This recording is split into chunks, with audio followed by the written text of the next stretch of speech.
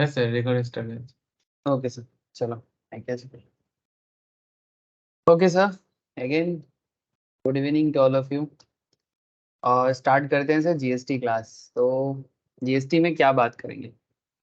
तो जीएसटी में ना हम लोग बेसिक अंडरस्टैंडिंग कर चुके हैं और फिर धीरे धीरे सप्लाई अंडर जीएसटी की तरफ बढ़ रहे हैं। किसकी तरफ बढ़ रहे हैं sir? Supply concept under GST. माने सप्लाई कॉन्सेप्ट इतना इंपॉर्टेंट है जीएसटी के अंदर। सरकार सरकार माने गवर्नमेंट, ठीक है। गवर्नमेंट बहुत पागल रहते हैं सर। क्यों? क्योंकि गवर्नमेंट का रेवेन्यू का सोर्स है।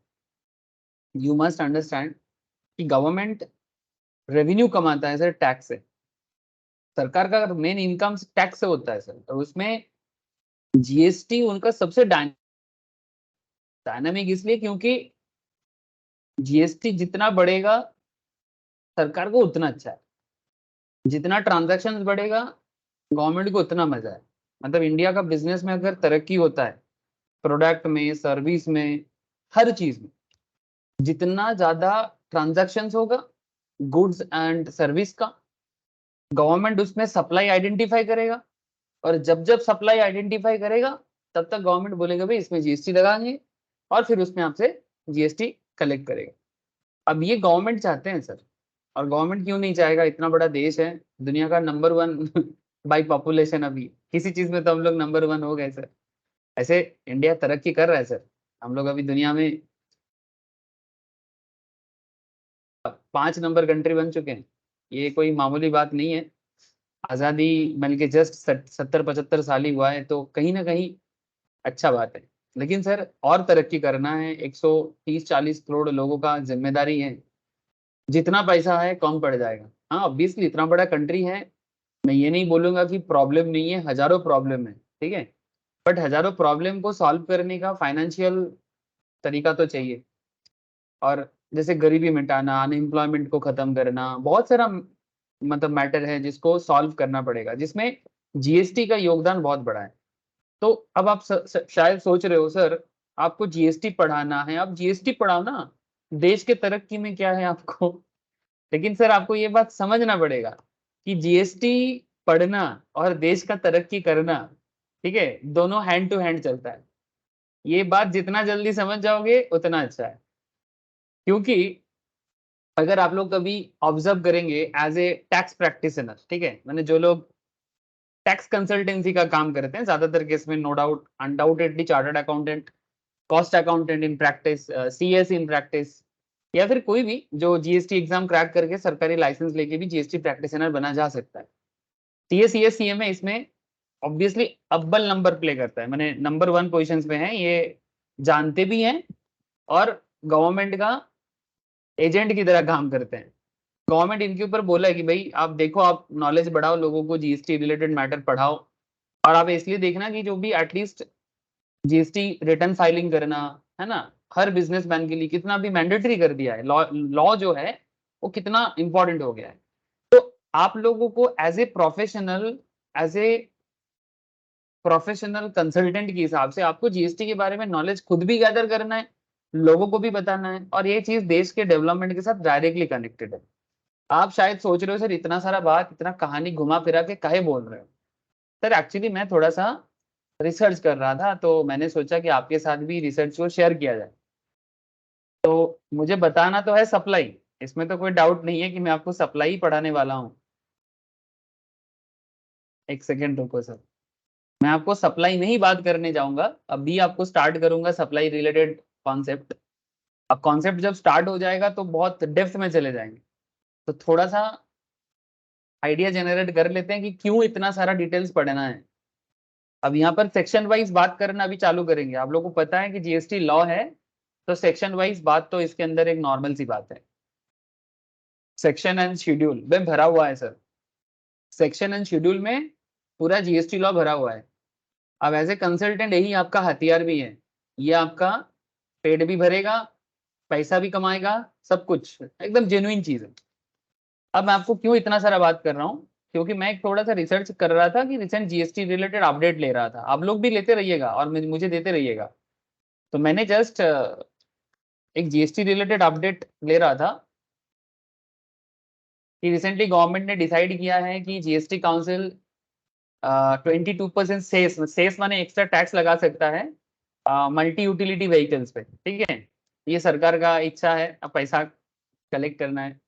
अच्छा, जीएसटी काउंसिल और भी कुछ डिसीजन ले रहे हैं। 2 घंटा पहले ये एक न्यूज आया है, आईजीएसटी माने integrated goods and service tax. आप लोगों को पता है आईजीएसटी क्या होता है? जब इंटरस्टेट ट्रांजैक्शन होता है ना, इंटरस्टेट माने जब एक स्टेट से दूसरे स्टेट से प्रोडक्ट ट्रांसफर होता है, उसमें आईजीएसटी लगता है। तो IGST on cancer drug import, ठीक है, जो बाहर से लाया जाता है उसमें गवर्नमेंट एग्जाम करेगा कैंसर के ऊपर, ठीक है। तो ऐसे डे टू डे बेसिस में GST council as well as GST department, ठीक है, इंडायरेक्ट टैक्स डिपार्टमेंट हमेशा कुछ ना कुछ न्यूज लाता रहता है, क्योंकि कभी सरकार पब्लिक को खुश भी करना चाहता है और कभी सरकार कमाना भी चाहता है। तो कमाना तो इनका एक ऑब्जेक्टिव है ही सर। अब आप बोलोगे सर कमाते कितने हैं? सवाल उठता है सर जीएसटी से सरकार कितना इनकम कर लेते हैं?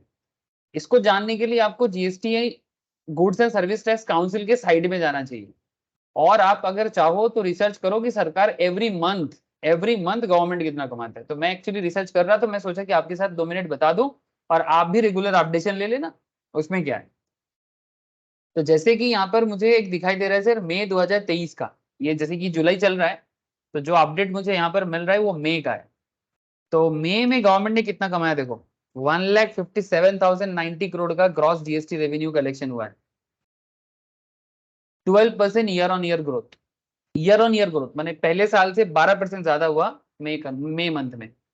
Monthly GST revenue more than 1.4 lakh crore for 14 months in a row. 14 months in a row माने लास्ट 14 मंथ से गवर्नमेंट ऑफ इंडिया 1.4 लाख से ज्यादा कमा रहा है, and 1.5 lakh crore cross for the 5th time since inception of GST. GST आया सर, आप लोगों को पता है, ये सब बेसिक्स में आप लोग पढ़ चुके हो। 1 जुलाई 2017 में जीएसटी आया था। उसके बाद ऐसा 5th टाइम हुआ है जब गवर्नमेंट का जीएसटी कलेक्शन 5th टाइम ऐसा हुआ है जब 1.5 लाख करोड़ से ज्यादा मंथली कलेक्शन गवर्नमेंट को हुआ है। 1.5 लाख करोड़, ठीक है सर, इतने बड़े कंट्री के लिए कुछ भी नहीं है। Revenue from import of goods 12%, मतलब जब गुड्स इंपोर्ट किया जाता है तो उसमें भी जीएसटी लगता है, ठीक है, कस्टम के साथ साथ। तो 12% higher year on year. Domestic transaction revenue 11% higher year on year. तो कहीं ना कहीं एवरी मंथ जीएसटी कलेक्शंस बढ़ रहा है। और अगर आप जीएसटी कलेक्शंस का ट्रेंड भी देखना चाहते हो, उसका भी डेटा आपको जीएसटी काउंसिल के साइड में मिल जाएगा। और एज ए जीएसटी स्टूडेंट मैं हमेशा आप लोगों को रिकमेंड करूंगा कि आप ये सब अपडेशन लेते रहिए। और अगर आप स्टेट वाइज ग्रोथ देखें, ठीक है, कि कौन से स्टेट में जीएसटी कलेक्शन ज्यादा हो रहा है, तो इसमें आपको पता लगेगा कि कहीं ना कहीं स्टेट में बिजनेस बढ़ रहा है, ठीक है। जम्मू कश्मीर ग्रोथ रेट में काफी अच्छा कर रहा है। हिमाचल प्रदेश ये भी कुछ कम नहीं है। पंजाब थोड़ा सा डाउन है। चंडीगढ़, उत्तराखंड, हरियाणा, दिल्ली, राजस्थान, उत्तर प्रदेश, हर किसी का ग्रोथ दिया है और कलेक्शंस भी दिया है, माने कौन सा स्टेट से कितना रेवेन्यू कलेक्शन हुआ है परसेंटेज वाइज, आप इसका भी चेकिंग कर सकते हो। तो सर ऐसे चेकिंग करके आपको क्या फायदा? सर आपका फायदा यही है कि आप देश के तरक्की के साथ कनेक्टेड रहोगे। और जीएसटी के पीछे क्यों हम लोग भागते हैं, और क्यों एक चार्टर्ड अकाउंटेंट, एक कॉस्ट अकाउंटेंट, एक कंपनी सेक्रेटरी या कॉमर्स प्रोफेशनल्स, एक फाइनेंस का बंदा क्यों जीएसटी के बारे में इतना नॉलेज रखना चाहते हैं, आपको पता लग जाएगा। अब सरकार को चाहिए सर 1.5 लाख करोड़, क्या 2 लाख करोड़ मिल जाए तो और बढ़िया, 3 लाख करोड़, 4 लाख करोड़, जितना मिले उतना बढ़िया। इंडिया चाहता है, इंडिया का ऑब्जेक्टिव है सर कि वो बहुत जल्दी 5 ट्रिलियन इकोनॉमी बनना चाहता है। अब 5 ट्रिलियन इकोनॉमी बनना है तो फिर आप समझ रहे हो ना, जीडीपी बढ़ेगा, जीएसटी बढ़ेगा, सब बढ़ेगा। अब ये चीज एक पॉजिटिव वे से आप देख सकते हो। सर हो गया, आउटसाइड डिस्कशन बहुत कर लिए, चलो आ जाते हैं। सर इसको आउटसाइड डिस्कशन क्यों बोले? सर ये सब जनरल नॉलेज है जीएसटी रिलेटेड, ये पढ़ाई वाला सिलेबस का पार्ट थोड़ी है। एग्जाम में थोड़ी ना पूछेगा गवर्नमेंट कितना रेवेन्यू कलेक्शन किया है, नहीं पूछेगा, नहीं पूछेगा सर। जो बात है नहीं वो तो बोलना पड़ेगा। लास्ट क्लास मैंने आप लोगों को ना डेफिनेशन कैसे पढ़ना है वो बताया था, है ना, कि हर चैप्टर में आपको डेफिनेशन जानना चाहिए। तो मैंने एक आइडिया दे दिया था, मैं एवरी चैप्टर में ना मैं डेफिनेशन नहीं पढ़ाऊंगा सर। हर चैप्टर में डेफिनेशन नहीं पढ़ाऊंगा, आपको हर चैप्टर में डेफिनेशंस मिलेगी। तो मैं ना आपको हर चैप्टर में डेफिनेशन नहीं पढ़ाने वाला। सर क्यों? आप नहीं, क्यों डेफिनेशन क्यों? क्योंकि सर डेफिनेशंस में समझने वाला बात ऐसा कुछ नहीं है, बस आपको जानना चाहिए। और एग्जाम में जब क्वेश्चंस आते हैं ना, उसको लिखने में भी हेल्प होता है और बहुत जरूरी है, डेफिनेशंस का यूज बहुत है। तो ये मैं पहले पहले मतलब ये स्टार्टिंग लेवल है तो मैं थोड़ा सा बताया। लेकिन सर अब सवाल और है, सवाल पे सवाल। सवाल ये है कि सर आज क्या बताओगे। सर आज मैं आपको ना सप्लाई के बारे में और डिटेल्स में बताऊंगा। जैसे सप्लाई का एक बेसिक चीज क्या है कि जैसे यहाँ पर एक बंदा है ए, एक बंदा है मानो बी, ठीक है। एक बायर है तो एक सेलर है, ठीक। कोई किसी को, जैसे जो बायर है, ठीक है, जो बायर है वो क्या करता है, गुड्स बाई कर रहा है। जो सेलर है वो गुड्स सेल कर रहा है। सर ये तो एक सिंपल बात हुआ। हाँ सर, मैं ये चीज तो ये सिंपल चीज मैंने पहले भी समझा चुका हूँ कि सप्लाई क्या क्या चीज होते हैं। सिर्फ सेल माने सप्लाई ऐसा नहीं है। सेल के अलावा बार्टर, ठीक है, एक्सचेंज, एक्सटिंग्विशमेंट, रिलिंक्विशमेंट, ठीक है, बहुत सारे और भी चीजें हैं जो सप्लाई के अंडर काउंट होता है। ये मैंने सप्लाई का पहला क्लास में बताया। आज शायद सप्लाई का तीसरा क्लास है। मैं अगर आप देखोगे सप्लाई का जो पहला क्लास था, जो ओवरव्यू क्लास था, उस पे मैंने एक्चुअली वो क्लास अगर कोई कर लिया ना, उसको सप्लाई रिलेटेड सारा नॉलेज मिल गया होगा। तो फिर आप बोलोगे सर तो फिर इतना डिटेल्स। सर वो जो पहला क्लास है वो सबके लिए है। लेकिन अब जो धीरे धीरे हम लोग आगे बढ़ रहे हैं ना, ये प्रोफेशनल्स बनने के लिए, क्योंकि प्रोफेशनल्स को सिर्फ ओवरव्यू से काम नहीं चलेगा, ठीक है। प्रोफेशनल्स को एक्सपर्ट नॉलेज का जरूरत है, ठीक है। तो अभी मैं आपको एक्सपर्ट्स बनने का जो तरीका है उसमें आपको ध्यान देना है। देखो सर, अब सप्लाई रिलेटेड मैटर जो है, इसमें लॉ में क्या लिखा है, कहाँ लिखा है, क्यों लिखा है, केस स्टडीज क्या है, क्वेश्चंस क्या है, सब बताना पड़ेगा। सर बता दो, तब से इंट्रो ही देते जा रहे हो। कॉन्सेप्ट ऑफ सप्लाई जो है, the concept of supply is the key stone of GST architecture. ये जो पूरा जीएसटी है ना, इस जीएसटी का जो मेन कॉन्सेप्ट है वो सप्लाई पे बना हुआ है। क्योंकि सप्लाई होगा तो गवर्नमेंट जीएसटी चार्ज करने के बारे में सोच पाएगा। अगर सप्लाई नहीं होगा तो फिर जीएसटी चार्ज करना गवर्नमेंट के लिए पॉसिबल नहीं हो पाएगा। तो इसलिए आपको ये सीखना पड़ेगा या ये समझना पड़ेगा कि जीएसटी लॉ कहाँ कहाँ सप्लाई को डिटरमाइन करने के सिखाते हैं, किस कैसे सप्लाई होता है। The provisions relating to meaning and scope of supply, आपको समझना है सर अभी। The concept relating to meaning and supply scope of supply are contained in chapter 3 of CGST. यानी सीजीएसटी एक्ट के अंदर जो चैप्टर 3 है, आपकी किताब का चैप्टर नहीं, एक्ट का जो चैप्टर है, और उसके साथ वेरियस शेड्यूल है जो एक्ट के अंदर है, जिसके अंदर सप्लाई के बारे में बोला है। जैसे कि एक सेक्शन है 7, ठीक है, जीएसटी के अंदर, जिसमें मीनिंग एंड स्कोप बोला है। अब ये पता रहना पड़ेगा sir, section 7 meaning and scope में बात करता है। सेक्शन 8 जो है ये कॉम्पोजिट एंड मिक्स सप्लाई पे बात करता है। इसके बारे में मैंने आपको पहले क्लास में ही बताया था, फर्स्ट वाला जो क्लास था सप्लाई का, उसमें बोला था कि मिक्स सप्लाई क्या होता है और कॉम्पोजिट सप्लाई क्या होता है। याद है किसी को? अरे याद है कि नहीं?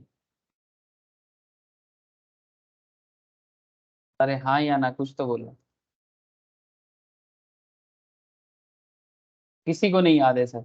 हाँ, सैनॉन, सैनॉन স্যার याद होना কম্পোজিটে चाहिए। हाँ, কম্পোজিটে যেটা মানে সবথেকে ওই মানে মেন যে প্রোডাক্টটা সেটার উপরই লাগে আর মিক্সডে সব মানে মিলিয়ে ঝুলিয়ে। कॉम्पोजिट में और मिक्स्ड में दोनों चीज ऑलमोस्ट मिला जुला है, ठीक है, ज्यादा फर्क नहीं है। वैसे जो अगर आप मिक्स सप्लाई देखोगे, ठीक है, मिक्स सप्लाई में क्या होता है कि आप उसको मिक्स करके बेच रहे हो, लेकिन वो अलग अलग भी बिक सकता है, उसका अलग अलग भी वो बिक सकता है। और कॉम्पोजिट माने क्या, उसको एक साथ ही आपको सेल करना पड़ेगा, नहीं तो वो बिकेगा नहीं, है ना। কিন্তু স্যার কম্পোজিটে যেটা মেন প্রোডাক্ট থাকে ওইটার উপরই মানে ভ্যালুটা করা হয় yes sir, direct. Yes sir, ठीक है। और मिक्स में जो हाईएस्ट रेटेड होगा वही रेट सब पे लागू हो जाता है ना। আচ্ছা तो कहीं ना कहीं ये सब चीजें बहुत जरूरी बातें हैं जो फर्स्ट क्लास लेक्चर्स में आप लोगों को मैंने आइडिया दे चुका था।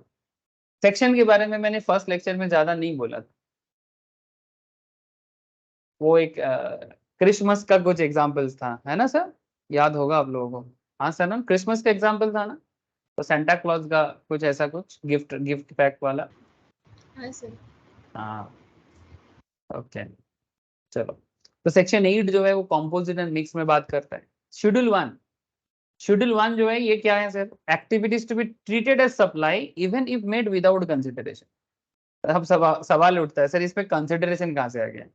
देखो सर ये कंसिडरेशन का जो खेल है ना ये मेनली लॉ से लिया गया है, मतलब बिजनेस लॉ से। अब बिजनेस लॉ कहता है, कॉन्ट्रैक्ट एक्ट कहता है no consideration no contract. Contract act कहता है ना सर।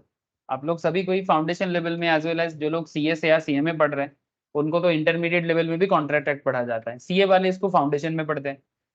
सीए फाउंडेशन में ही कॉन्ट्रैक्ट एक्ट है, और इंटरमीडिएट में अभी जो पुराना सिलेबस है उसके हिसाब से अभी भी कॉन्ट्रैक्ट का कुछ एरिया अभी भी है, लेकिन न्यू सिलेबस में क्या किया, कॉन्ट्रैक्ट को हटा दिया और वो जो कॉन्ट्रैक्ट एक्ट इंटरमीडिएट सिलेबस में था उसको फाउंडेशन में डाल दिया। अब छोड़ो, मैं सिलेबस रिलेटेड बात नहीं करूंगा। अगर किसी को सीए का न्यू सिलेबस और ओल्ड सिलेबस के अंदर कुछ कंफ्यूजन है वो मेरे साथ बाद में फोन में बात कर लेना, ठीक है? अभी मैं क्लास में कोई कंफ्यूजन नहीं क्रिएट करूंगा, ठीक है? Activities to be treated as supply even if made without consideration. Even if made without consideration. Without consideration क्या है कि अगर कोई कंसिडरेशन नहीं होगा तो उसको सप्लाई नॉर्मली नहीं मानना चाहिए, but there may be some certain supply, कुछ सप्लाई ऐसा होता है, ठीक है, जिसमें कंसिडरेशन नहीं है फिर भी सप्लाई है। इसका कुछ एग्जांपल्स मैंने दिया था, है ना? मुझे राहुल पूछा था, राहुल ने मुझे पूछा था, मुझे याद है कि सर बताओ ना ऐसा क्या है। अपना एग्जांपल दीजिए। हाँ सर, आज भी बताएंगे, आगे आगे थोड़ा सा समय दो।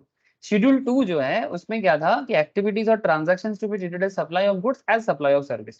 माने ये नॉर्मल ट्रांजैक्शंस है जिसको हम लोग आइडेंटिफाई करेंगे, गुड्स एंड सप्लाई सर्विस का सप्लाई होगा और उसको हम लोग सप्लाई मानेंगे। और शेड्यूल 3 जो है ये थोड़ा अलग है, activities or transaction which shall be treated neither as supply of goods nor as supply of service. Transactions तो है, ट्रांजैक्शन है, मैंने लेन देन हो रहा है, पर फिर भी हम उसे ना तो सप्लाई ऑफ गुड्स मानेंगे ना तो सप्लाई ऑफ सर्विस मानेंगे। और अगर वो सप्लाई ऑफ गुड्स या सर्विस के अंदर नहीं आएगा तो फिर उसमें जीएसटी चार्ज करना पॉसिबल हो पाएगा? नहीं होगा। कैसे करोगे? सप्लाई प्रूव नहीं हो पाएगा तो फिर जीएसटी चार्ज पॉसिबल नहीं हो पाएगा।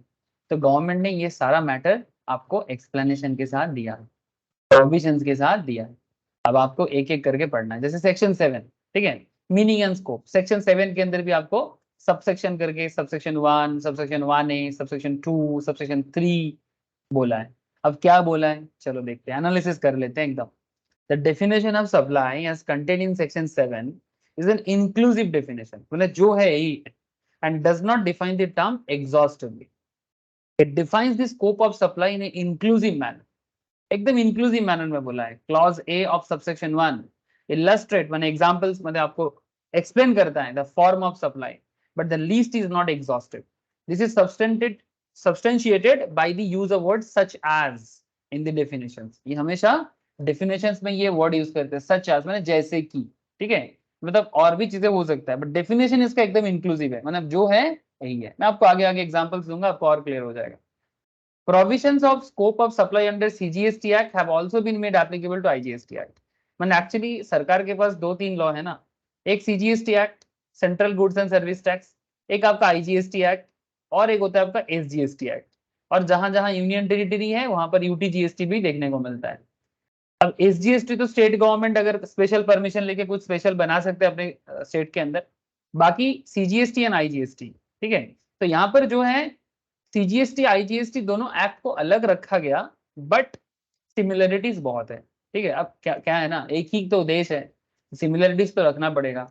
और आप लोगों को पता है सर, ये चीज बेसिक क्वेश्चन है, मैं आप लोगों को ज्यादा नहीं बोलूंगा। आपको पता है कि कौन से ट्रांजैक्शंस में CGST SGST लगता है और कौन से ट्रांजैक्शंस पे IGST लगता है, यू नो। अब मैं इस पर क्या बात करूं, अभी मैं इसमें बात नहीं करूंगा। क्यों? क्योंकि आपको पता है मैंने बेसिक्स ऑफ जीएसटी के अंदर इसके बारे में आपको बेसिक कैलकुलेशन के साथ भी सिखा गया है। नाउ क्वेश्चन इज दैट कि provisions of scope of supply under CGST act में जो स्कोप है IGST में भी सिमिलर स्कोप मिलेगा सेक्शन 20 के तहत, ठीक है। माने जैसे CGST में हम लोग उसको सेक्शन 7 में पढ़ रहे हैं, IGST में वही चीज सेक्शन 20 में बोला हुआ है, बस इतना सा बात है। The meaning and scope of supply in terms of section 7 can be understood in terms of the following parameters. क्या पैरामीटर है? Supply should B of goods and service. Sir सुनने में ना ये जो भी चीजें आप पढ़ते हो जीएसटी के अंदर, आपको जब इसको पढ़ोगे ना आपको थोड़ा सा ऐसा लगेगा, मोनोटोनस फीलिंग आ सकता है। मैं बोल रहा हूँ क्यों मोनोटोनस फीलिंग आ सकता है। आपको ऐसा फीलिंग आता होगा, अरे भाई ये चीज क्या बोलने का बात है, हम लोग जीएसटी पढ़ रहे हैं तो जीएसटी में बंदा गुड्स एंड सर्विस ही तो सप्लाई करेगा और क्या करेगा, तो इसको अलग से बोलने का क्या जरूरत है इसको अलग से बोलने का क्या जरूरत है। अब लॉ तो ऐसा ही है ना सर, लॉ जो सब्जेक्ट्स होते हैं ना वैसे ही थोड़ा क्या होते हैं, मतलब स्टूपिड टाइप का ही होते हैं। क्यों स्टूपिड है? अरे दुनिया को पता है जैसे रास्ता में थूकने से रास्ता गंदा होता है, फिर भी रास्ते में लिखा होता है ना डू नॉट स्पीट, होता है ना। इवन रास्ता तो छोड़ो, सरकारी ऑफिस देखा आप लोगों ने? हाँ, सरकारी ऑफिस में जाओ, हर स्टेयर्स का जो कोना होता है उधर देखोगे एकदम पान पराग का विज्ञापन का जरूरत नहीं है। ये जो बड़े बड़े बॉलीवुड स्टार लोग पान पराग या गुटखा का एडवर्टाइजमेंट करते हैं, क्या जरूरत है? गुटखा का जो थूका हुआ इमेज है उसको फोटो में पोस्ट करो, उसी से हो जाएगा कि भाई गुटखा क्या कहाँ मिलता है और क्या है। बड़े बड़े स्टार को बेकार में देता है सो मैं कहने का मतलब है कि हम लोगों को पता होता है कि क्या करना चाहिए क्या नहीं करना चाहिए, फिर भी हर बात लिख के बताया जाता है। हाँ या ना बोलो। इन जनरल हम सबको पता होता है कि नहीं होता है कि क्या सही है और क्या गलत है? क्या कहते हैं आप लोग?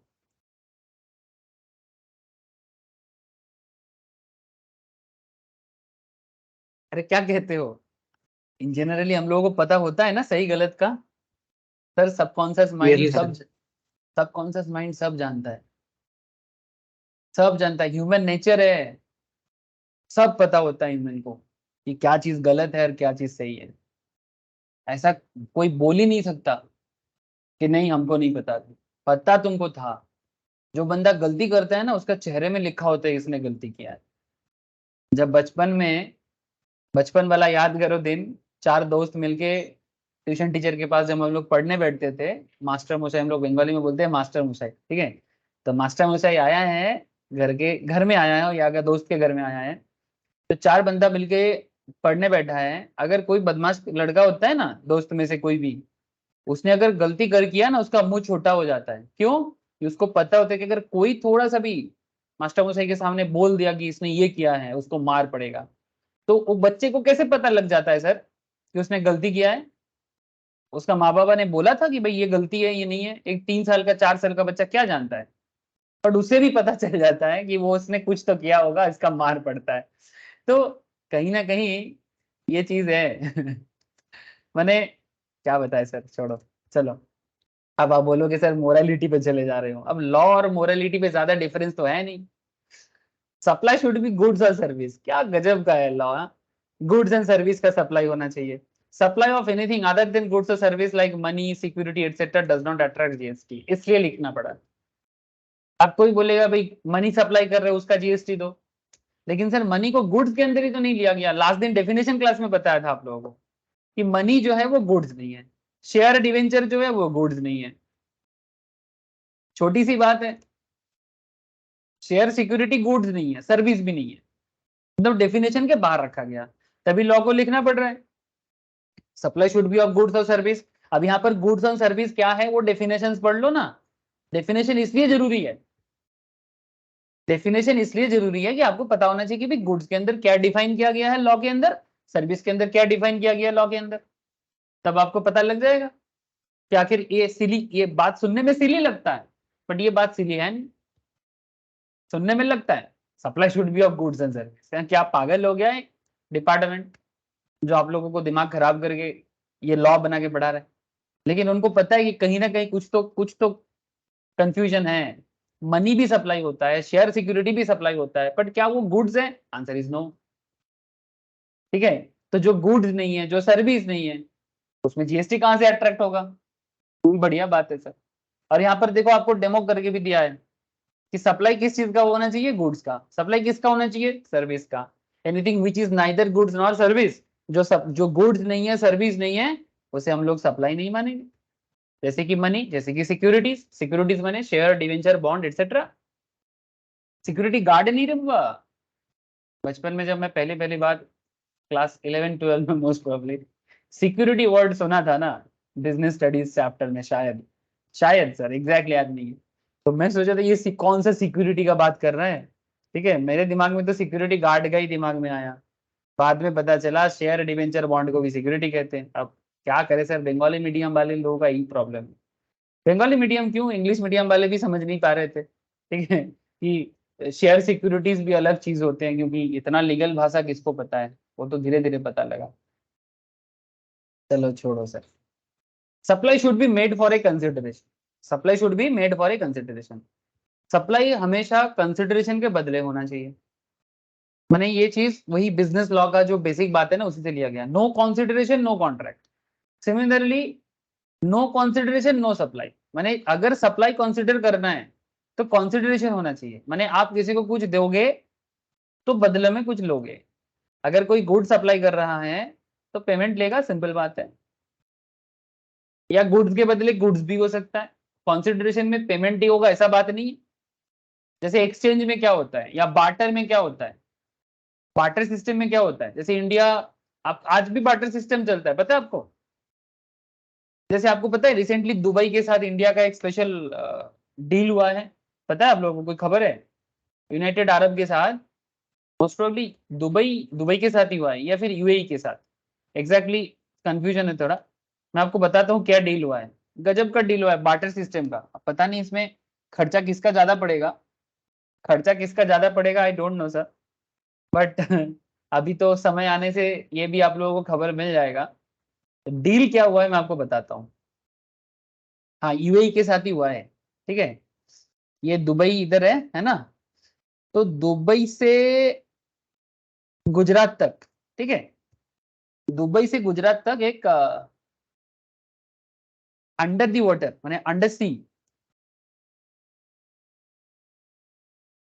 ट्रेन चालू होगा। अंडर दी सी, जैसे पश्चिम बंगाल में गंगा के नीचे से मेट्रो रेल चलेगा ना, ऑलरेडी स्टार्ट हो चुका है, मैंने अभी पायलट रन चल रहा है, पब्लिक अभी तक स्टार्ट नहीं हुआ। वैसा ही वो तो छोटा सा हिस्सा है सर, एक किलोमीटर का रास्ता, लेकिन इतना बड़ा समुंदर यहाँ से इधर कम से कम 1000 किलोमीटर तो होगा। हाँ सर, 1000 किलोमीटर तो होगा, अंडर दी सी ट्रेन चलेगा। आपको पता है ये ट्रेन लाइन क्या पब्लिक के लिए कर रहा है, मेन पर्पस पब्लिक नहीं है। हवाई जहाज से दुबई पहुंचना बहुत महंगा नहीं है, इट्स नॉट वेरी कॉस्टली। जैसे हमारे कोलकाता से मुंबई जाना जितना कॉस्टली है, मुंबई से दुबई जाना उतना ही कॉस्टली है बाई ईयर। तो मेन मैटर पब्लिक नहीं है, मेन मैटर है कि दुबई इस ट्रेन लाइन के साथ साथ एक्सपोर्ट इंपोर्ट। हाँ सर, इंपोर्ट एक्सपोर्ट करेगा, वो यहाँ से पाइपलाइन भी लगाएगा ट्रेन लाइन के साथ साथ, ऑयल एक्सपोर्ट करेगा जो इंडिया का कॉस्ट को सेव करेगा, ठीक है। और बदले में इंडिया क्या देगा उसको पता है, दुबई के पास ना वाटर नहीं है, आप सबको पता है, और नॉर्मल वाटर से भी काम नहीं चलेगा, फ्रेश वाटर चाहिए उनको। और दुनिया का सर इंडिया रिवा खूब এখন বেশি ওয়াটার কোথায়? इंडिया के पास बहुत पानी है सर, दुनिया का सबसे ज्यादा फ्रेश वाटर जितना भी अवेलेबल है उसमें इंडिया सबसे बेहतरीन में से एक है। आपको मैं बता दूं, नॉलेज बढ़ाओ सर, ठीक है। तो हमारा जो नर्मदा रिवर है, ठीक है, भारत घूमो पता चलेगा, भारत को देखो ना तब भारत के बारे में पता करोगे। एक जगह में रह के भारत को नहीं समझ सकते, और ऐसे फ्लाइट में जाओगे, फ्लाइट में आओगे, इंडिया नहीं समझ पाओगे। By bus, by train, local bus, local auto, जहां जाओगे घूमो, ताकत चाहिए स्टेमिना चाहिए, ठीक है, दो कपड़ा और शरीर में दम होना चाहिए। जो भी वो आपको बता दो, नर्मदा रिवर जो है इसका फ्रेश वाटर जो है वो दुनिया भर में बहुत पॉपुलर है। तो दुबई ने बोला, सीरियसली मजाक नहीं कर रहा हूं मैं, आप लोग रिसर्च कर सकते हो, आजकल तो इंटरनेट का जमाना है सर, कोई बंदा कुछ बोल दे तो उसका रेक्टिफिक मतलब चेकिंग हो जाएगा। तो ऐसा एक डील हो रहा है कि नर्मदा रिवर का फ्रेश वाटर इनको चाहिए, तो वो हमें तेल देगा, बदले में हम उनको पानी देंगे, वो भी नर्मदा रिवर का। नर्मदा का पानी में बहुत क्वालिटी है, फ्रेश पानी, एकदम फ्रेश और विथ मिनरल्स, जो बहुत हाई क्वालिटी है। तो पाइपलाइन बिठेगा सर ट्रेन के साथ साथ, पाइपलाइन में पानी जाएगा, पाइपलाइन से तेल आएगा। अब ऑब्वियसली पानी सस्ता पड़ेगा, नो डाउट, तेल महंगा पड़ेगा, बट ये भी कुछ कम नहीं है, ये भी कुछ कम नहीं है कि पानी एक्सपोर्ट करेंगे। हाँ सर, ऑलरेडी इंडिया एक्सपोर्ट करता है पानी सर, आपको पता है। चलो ठीक है, आप लोग बाकी आगे रिसर्च कर लेना। तो मैं कहना ये चाहता हूं कि ये जो बार्टर सिस्टम है ना, ये आज भी है, बार्टर सिस्टम आज भी है। इंडिया के साथ ईरान का ऐसा बार्टर सिस्टम चलता है सर, इंडिया राइस भेजता है ईरान को, ठीक है, बदले में ईरान उसका ड्राई फ्रूट्स वगैरह ये सब देता है। ওয়েস্ট हाँ বেঙ্গলে ভাঙ্গারওয়ালা আছে ওদেরও তো এখনো চলে। हाँ सर, भंगर वाला लोग भी अभी भी करता है, यस सर। तो वो तो ठीक है, वो तो नॉर्मल में है, मैं बड़ा बड़ा लेवल में बात कर रहा हूँ। तो कहीं ना कहीं supply should be made for a consideration का मतलब सिर्फ मनी के बदले नहीं, किसी भी चीज के बदले हो सकता है, ठीक है। जस्ट ये बताने के लिए मैं बोला कि चाहे वो बार्टर हो चाहे एक्सचेंज हो, ये पहले क्लास में मैं समझाया सप्लाई क्या क्या चीज में हो सकता है। आप पहला क्लास सुनो सर, रिवाइज करो, आपको पूरा लिस्ट पढ़ा के सुनाया गया। अच्छा, supply should be made in the course of furtherance of business, ये बहुत इंपॉर्टेंट पॉइंट है कि सप्लाई जो है वो फर्दरेंस ऑफ बिजनेस के लिए भी होना चाहिए। माने सप्लाई गुड्स एंड सर्विस का होना चाहिए, सप्लाई कंसिडरेशन के बदले होना चाहिए, and supply furtherance of business के लिए होना चाहिए। माने कोई भी नॉर्मल सप्लाई को सप्लाई नहीं बोलेंगे जिसमें बिजनेस इन्वॉल्व, जिसमें बिजनेस इन्वॉल्व। जैसे मानो तुमने अपने दोस्त के लिए फ्लिपकार्ट से कोई प्रोडक्ट खरीदा और फिर अपने दोस्त को वो प्रोडक्ट सप्लाई कर दिया, समझो सर, फ्लिपकार्ट ने तुमको सेल किया, तुमने उसको बाय किया और तुम अपने फ्रेंड को दिए, तो क्या तुमने जो फ्लिपकार्ट से लेके अपने फ्रेंड को सप्लाई किया, इसमें फर्दरेंस ऑफ बिजनेस है क्या? Please tell me. না স্যার नो, ये गिफ्ट है, ये सप्लाई नहीं है, ठीक है। फर्दरेंस ऑफ बिजनेस माने जैसे सिंपल बात है, आप लोगों को बेसिक्स ऑफ जीएसटी का क्लास में आप लोगों ने ऑलरेडी क्वेश्चन सॉल्व करके आए हो। जैसे वाले मैन्युफैक्चरर होलसेलर को बेचता है, होलसेलर रिटेलर को बेचता है, रिटेलर कंज्यूमर को बेचता है ना। तो ये जो तीन एरिया है, मैन्युफैक्चरर से होलसेलर, होलसेलर से रिटेलर एंड रिटेलर से कंज्यूमर, ये तीनों एरिया में आप एक चीज कॉमन है कि सभी कोई फर्दरेंस ऑफ बिजनेस के लिए करते हैं, कंज्यूमर बिजनेस नहीं करता, कंज्यूमर तो लास्ट कंजम्पशन है। सो फर्दरेंस ऑफ बिजनेस जहां जहां है वहां वहां सप्लाई है। आई होप की बात अगेन क्लियर होगा, है ना। तो पैरामीटर ऑफ सप्लाई में ये चीज इंपॉर्टेंट है सर, याद रखना ये तीन कंडीशंस, तीन कंडीशन, गुड्स एंड सर्विस का सप्लाई होना जरूरी है, कंसिडरेशन में होना जरूरी है, और फर्दरेंस ऑफ बिजनेस होना जरूरी है, तभी सप्लाई का मेन कैरेक्टर पूरा होता है, अदरवाइज वो सप्लाई नहीं होगा। आपको एग्जाम में क्वेश्चन आएगा कि सप्लाई है कि नहीं प्रूव करो, मैं आपको आगे आगे बताऊंगा, ऐसे बहुत एग्जांपल्स आपको मिलेगा कि सप्लाई है कि नहीं प्रूव करो। तो सप्लाई है कि नहीं प्रूव करना है तो ये तीन चीज को आपको दिमाग में रखना है, ठीक है। इसका एक्सेप्शनल भी मिलेगा आपको आगे आगे। So aforesaid parameters describe the concept of supply. However, there are few exceptions to second and third parameters. The second parameter जो था कि थर्ड फर्दरेंस ऑफ बिजनेस का मैटर था, फिर आपका सप्लाई का जो कंसिडरेशन का मैटर था, इसका भी एक्सेप्शनल्स है ना। एक्सेप्शनल्स आपको पहले ही समझाया गया था कि विदाउट कंसिडरेशन भी सप्लाई हो सकता है, तो उसका भी एक अलग मैं आपको बताऊंगा कि बिना कंसिडरेशन का सप्लाई कब हो सकता है, वो एक्सेप्शनल्स है, बट प्राइमरी कैरेक्टर ऐसा है। The requirement of supply being made for a consideration in the course of furtherance of business, ये इसका exceptionals भी आपको मिलेगा।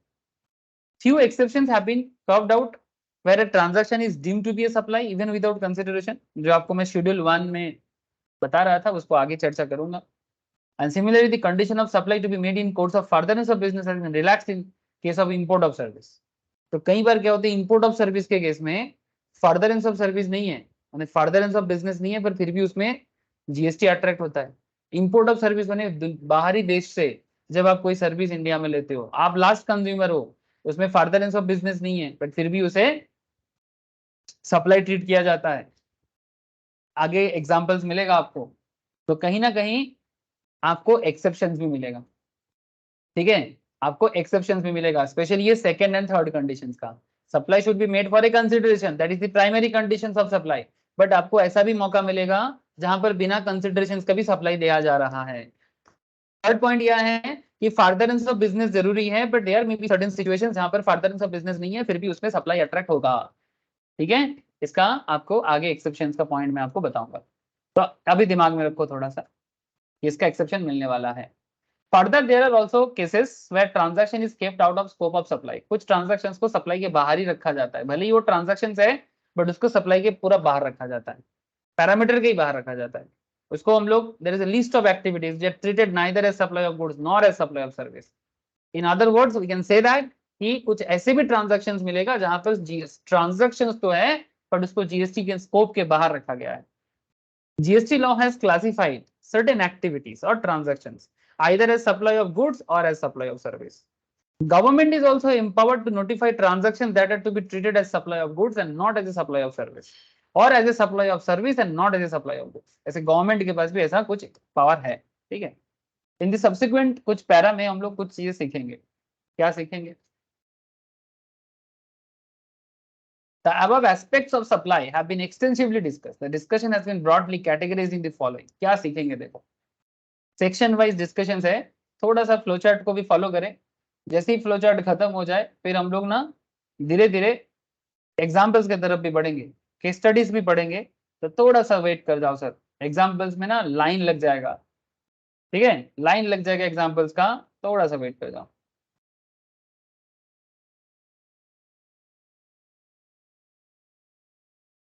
जैसे कि सप्लाई क्या है? Supply include supply for a consideration in course of furtherance of business. Very very simple definition है, आपको एकदम समरी करके दे दिया याद रखने के लिए, और एग्जाम में भी बहुत काम आएगा, यही पढ़ के चले जाना। सप्लाई क्या है? Supply include supply for a consideration in course of furtherance of business.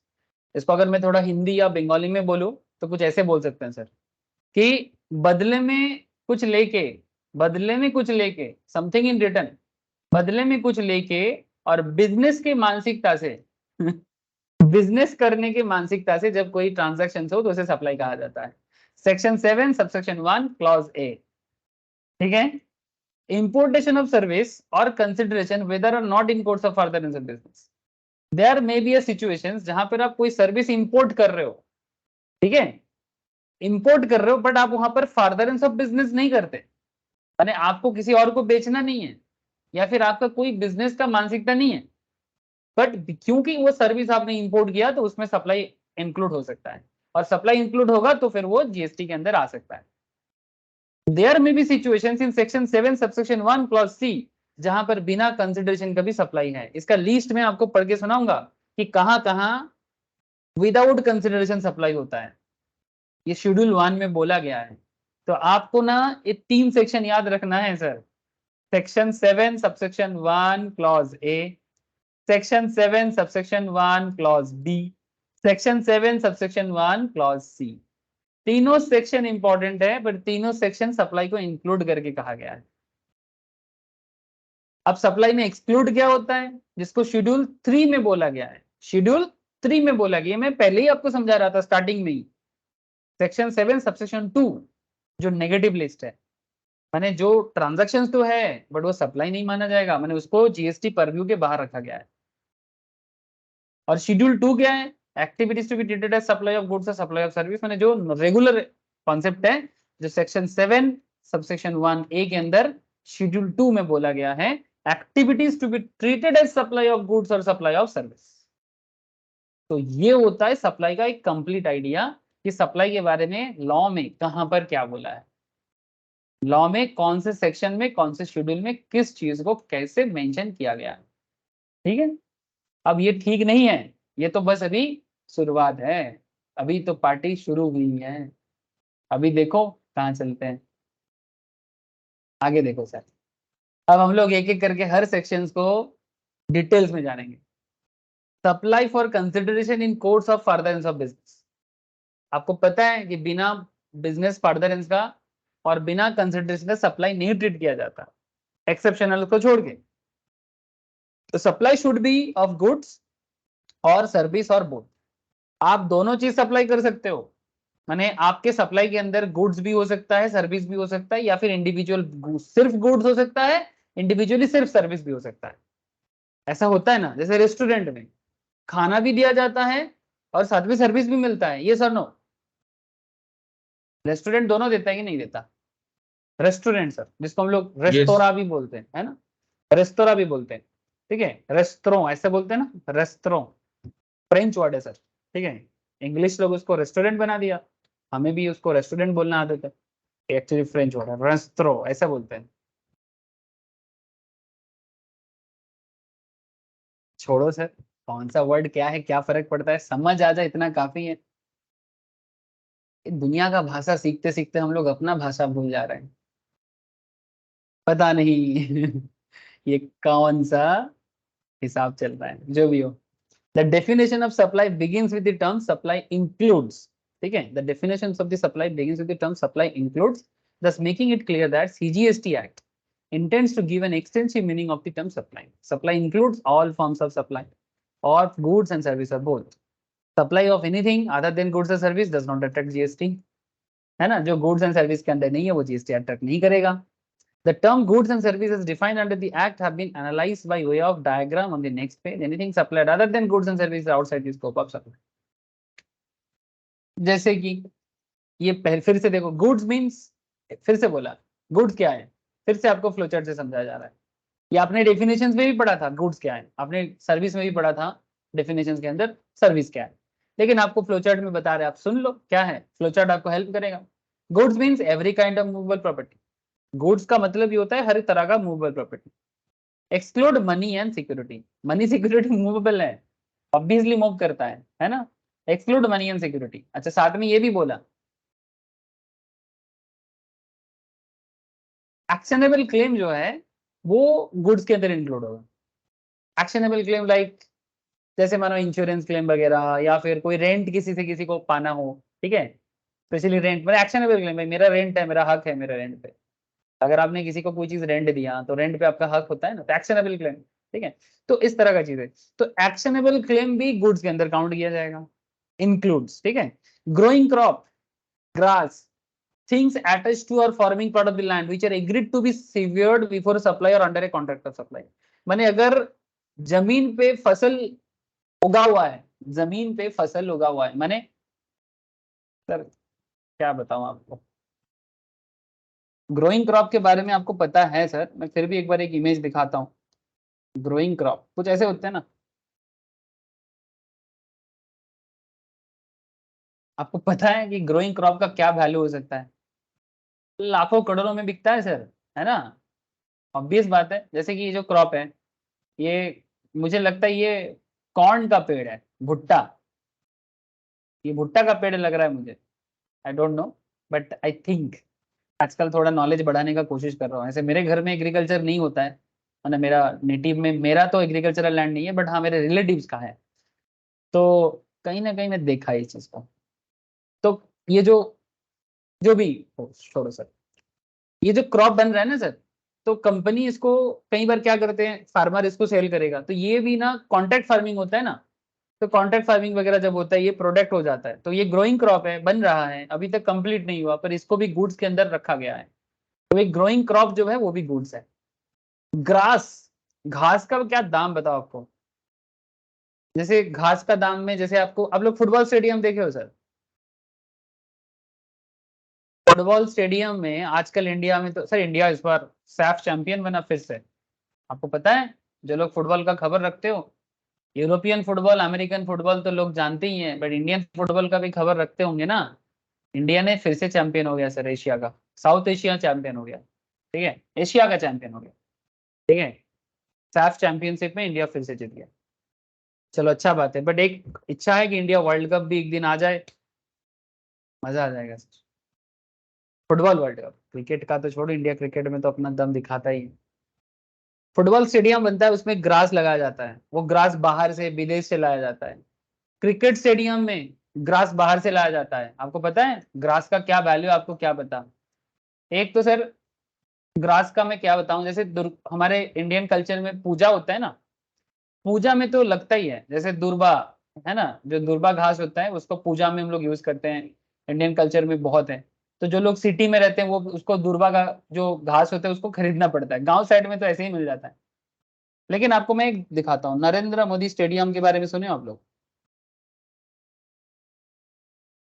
अरे गुजरात में जो हाँ, वर्ल्ड्स लार्जेस्ट क्रिकेट स्टेडियम है sir, world's largest cricket stadium जो गुजरात में बना है, ठीक है, ये नरेंद्र मोदी का सपना था जब वो गुजरात का सीएम था कि दुनिया का, और इसमें सिर्फ क्रिकेट ही नहीं, इसमें तुम दुनिया का कोई भी गेम्स खिला सकते हो। अगर आज इंडिया ओलंपिक ऑर्गेनाइज करना चाहे ना, तो इंडिया ओलंपिक भी ऑर्गेनाइज करने का ताकत रखता है, ये स्टेडियम में इतना ताकत है। ये खासियत है इसका, ये सिर्फ क्रिकेट स्टेडियम नहीं है। वो अलग बात कि इंडिया में क्रिकेट ज्यादा चलता है बिकता है, इसलिए क्रिकेट में ही हम लोग इसको देखते हैं। बट इस स्टेडियम का इतना पावर है और इसका इतना बड़ा इंफ्रास्ट्रक्चर है कि इंडिया ओलंपिक भी ऑर्गेनाइज कर सकता है। चलो वो दूसरा बात है, लेकिन आप इसका ग्राउंड देख रहे हो सर, इसका ग्राउंड में आप जब भी मैच होगा ना, आप देखना इसका ग्राउंड में जो घास लगा हुआ है ना, ये ऑस्ट्रेलिया या इंग्लैंड से लाया गया है, ठीक है।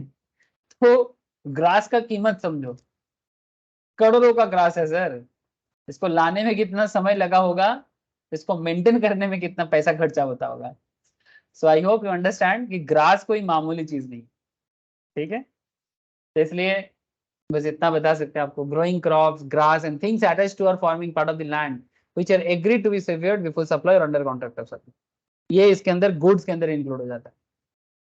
अच्छा, अब आ जाते हैं सर सर्विस के अंदर। Service means anything other than goods, goods के बिना अगर कुछ दूसरा चीज है वो सर्विस है। सर्विस में क्या एक्सक्लूड क्या है, मनी एंड सिक्योरिटी छोड़ के, ठीक है बाकी। अच्छा, एक activities relating to use of money, अगर किसी पर्टिकुलर एक्टिविटी में मनी का यूज है उसमें सर्विस आ सकता है। Conversion of money by cash और by any other mode from one form of currency denomination to another for which separated consideration is charge. जैसे मनी एक्सचेंज होता है ना सर, अरे करेंसी एक्सचेंज, फॉरेक्स वगैरह, फॉरेन एक्सचेंज भी बोलते हैं, माने विदेश का मनी जब इंडिया में लाके हम लोग चेंज करते हैं, कन्वर्जन ऑफ मनी, डॉलर को इंडिया में लाके मनी में कन्वर्ट करना, है ना। या फिर आप इंडिया से बाहर जाते हो, ठीक है, उस कंट्री का पैसा चाहिए आपको, है ना, तो उसमें कन्वर्जन चार्जेस वगैरह लग जाता है ना, तो इसीलिए यहाँ पर बोला वो भी सर्विस है। तो मनी सर्विस में नहीं आता, बट मनी का यूज करने के लिए अगर कहीं पर कुछ सर्विस दिया जा रहा है, या फिर मनी को कन्वर्ट करने के लिए अगर कुछ पैसा का यूज किया जा रहा है, conversion of money by cash or by any other mode from one form or currency denominations to another form which separate consideration is charged, वो सर्विस है, ठीक है। तो इस तरह से डेफिनेशंस को दिया गया।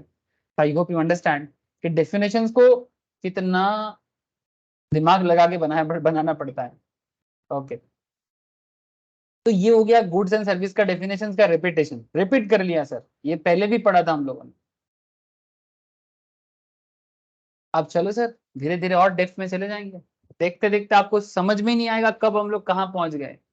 Supply include specified forms of supply, should be for consideration and should be in course of furtherance of business. बार बार ये वर्ड आ रहा है सर, सप्लाई हमेशा स्पेसिफाइड फॉर्म में होता है, शुड बी फॉर कंसिडरेशन होता है। मेन बात ये है कि कंसिडरेशन में होगा एंड फर्दरेंस ऑफ बिजनेस पे होगा, एक्सेप्शनल मिल सकता है आपको।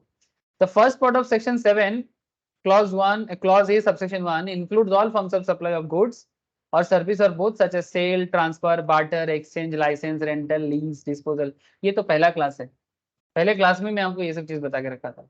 मतलब सिर्फ सेल ही नहीं, ट्रांसफर हो, बार्टर हो, एक्सचेंज हो, लाइसेंस हो, रेंटल हो, लीज हो, डिस्पोजल हो, सब कुछ। बस एक चीज कॉमन होना चाहिए, कंसिडरेशन में कुछ होना चाहिए और कंसिडरेशन फर्दरेंस ऑफ बिजनेस होना चाहिए। इसके बारे में और मैं नहीं बोलूंगा, ये मेरा बोला हुआ है फर्स्ट क्लास का लेक्चर। फॉर्म्स ऑफ सप्लाई में सेल और ट्रांसफर हो सकता है, ये मैं बोला है सर, ये सब मैं बोला है। अब एग्जांपल देख लो, ये सब मेरा बोला हुआ है पहले लेक्चर में। आगे देखो सर, एक shopkeeper sells a pen for ₹100 to the buyer. एक शॉपकीपर पेन बेच रहे अपने बायर को 100 में। After the sale the pen belongs to the buyer. Sir ये क्या बात हुआ, अब फिर से आपको हंसी आया होगा, है ना। भाई कोई पागल है, ये कोई बोलता है ऐसा, सेल हो जाने के बाद बायर का ही हो जाएगा। And shopkeeper does not have any right on the pen, this is sale. Sir इतना सा बात को बताने के लिए इतना मेहनत, क्या करे सर, लॉ है। Shopkeeper sells a pen for 100 to the buyer and after the sale the pen belongs to the buyer. कौन नहीं जानता, बच्चा को भी पता है, छोटा बच्चा को भी पता है कि भाई जब खरीद लिया तो मेरा हो गया, ठीक है। A company transfer goods from its factory to the depot for the sales purpose. This is transfer of goods where the sale has not yet taken place. फर्क देखो सर, एक कंपनी अपने फैक्ट्री से डिपो में गुड्स को transfer किया cell purpose के लिए, इसे हम ट्रांसफर कहेंगे where the sale has not yet taken place. Transfer हुआ है गुड्स बट अभी सेल नहीं हुआ है, तो यहाँ पर शॉपकीपर ने जब, क्योंकि यहाँ पर ओनरशिप चेंज नहीं हुआ, कंपनी अपने पास ही अभी भी रखा है, बस फैक्ट्री से डिपो गया है, इसको सप्लाई नहीं बोल सकते, यानी सेल तो सप्लाई है, बट यहाँ पर जो ट्रांसफर हो रही है ये सप्लाई है, तो आंसर इज यहाँ पर तो नहीं है ना। तो अगर सप्लाई नहीं होगा तो जीएसटी नहीं आएगा ना, बस यही चक्कर है, चक्कर यही है कि सप्लाई नहीं होगा तो जीएसटी नहीं आएगा, बस यही चक्कर है। बार्टर एक्सचेंज के बारे में चलो इसमें भी एग्जांपल ले लेते हैं कुछ। When a new car worth rupees 5 lakh is purchased in exchange of an old car, आपके पास एक पुराना गाड़ी है जिसको चेंज करके आप नया गाड़ी लेते हो, ये आजकल हमारे देश में काफी लोग करते हैं सोसाइटी में, पुराना गाड़ी हो जाता है। स्पेशली सबसे ज्यादा एक्सचेंज वैल्यू अगर मैं कार में बात करूं तो एक्सचेंज वैल्यू सबसे ज्यादा मुझे मारुति का कार में मिलता है। आप लोगों को क्या लगता है? मेरा एक्सपीरियंस नहीं, ये कॉमन सेंस बता रहा हूँ मैं आपको, क्योंकि सबसे ज्यादा गाड़ी मार्केट में कौन सा कंपनी का है इंडियन मार्केट में? हाँ सर, बोलो ना, थोड़ा सा बताओ तो सही। सबसे ज्यादा कार कौन सी कंपनी की चलती है? टाटा। टाटा नहीं, टाटा बाद में, टाटा तो अभी इस 2020 के बाद से मार्केट बना है। सबसे ज्यादा कार सेल मारुति सुजुकी का होता है। आपको मार्केट शेयर पता है मारुति का? बहुत मार्केट शेयर है। रास्ते में थोड़ा ऑब्जर्वेशन पावर बढ़ाओ सर देखो किसका गाड़ी ज्यादा है। Car market in India, car market share, चलो एक बार देख लेते हैं करेंटली क्या हालत है 2023 में।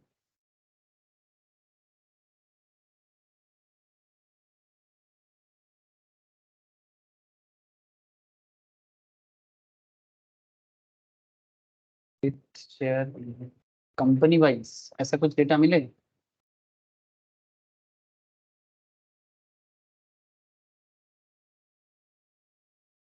देखते हैं, जस्ट एक रफ आइडिया ले लेते हैं, पता नहीं कि मतलब कौन सा कितना सही है, बट इतना तो मैं गारंटी दे सकता हूँ कि मारुति नंबर 1 में आएगा। अच्छा, टोटल बता रहे हैं ये, पता नहीं सर साइट कितना ऑथेंटिक है, बट फिर भी 40% अप्रोक्स मारुति का शेयर है, हुंडई का 15%, टाटा का 13%, महिंद्रा 10%, किया का 6.4, टोयोटा 5.53, होंडा 1.9। इसके पीछे और भी होगा, हाँ है, स्कोडा है, बीडब्ल्यू है, निसान है, सिट्रोन है, जीप है, मोटा मोटी। तो कहीं ना कहीं मारुति काफी काफी बड़ा मार्केट शेयर है। अब मार्केट शेयर होने के साथ साथ एक सुविधा क्या मिलता है मारुति को, ऐसे हम सबको पता है कि मारुति का कार उतना सेफ्टी नहीं है, बट फीचर्स मिल जाता है, देखने में खराब नहीं है और पेट्रोल कंजम्पशन में सुविधा देता है ना सर? ये मारुति का कार का बेनिफिट है और इंडियन एकदम पर्टिकुलरली इंडिया के लिए बना है। लेकिन सर मैं आपको इसलिए बोला कि मारुति का कार आप इजीली सेल कर सकते, क्योंकि आपको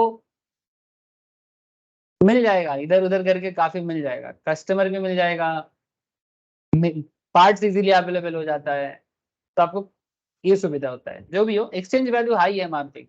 ये मुझे कैसे पता चला? एक्चुअली मैंने ये सब थोड़ा रिसर्च करता रहता हूँ, मतलब जब भी किसी ड्राइवर से मिलता हूँ, किसी गैरेज में जाता हूँ, मैं ऐसे ही पूछ लेता हूँ तो उसी से पता चलता है, सेंस बढ़ाने के लिए, और कुछ नहीं। So when a new car worth rupees 5 lakh is purchased in exchange of old car along with the monetary consideration of 4 lakh paid for the said purchase, तो 5 लाख का न्यू कार है और 4 लाख पुराना गाड़ी का दाम है। नहीं सॉरी, पुराना गाड़ी का न्यू कार का दाम है 5 लाख, आपको और देना पड़ा 4 लाख, इसका मतलब पुराना गाड़ी का दाम है 1 लाख, ठीक है। तो आप उसको 4 लाख दिए, बट गाड़ी जो लिए वो 5 लाख का है, ठीक है। तो ये कहीं ना कहीं क्या है सर, एक्सचेंज है ना, ये एक्सचेंज हुआ ना, या बार्टर भी बोल सकते। बदले में गाड़ी के बदले गाड़ी हुआ, और जो वैल्यूएशन का डिफरेंस हुआ उसका पेमेंट हुआ। अच्छा, यहाँ पर एक अलग एग्जाम्पल है ये एग्जाम्पल तो गजब का है, चलो सुन लो। A doctor got his hair cut from a barber, ठीक है, मैंने एक नापित से एक डॉक्टर ने अपना हेयर कट कराया। अरे भाई हेयर कट तो करेगा, चाहे बाल कम हो मेरे जैसा फिर भी करेगा ना।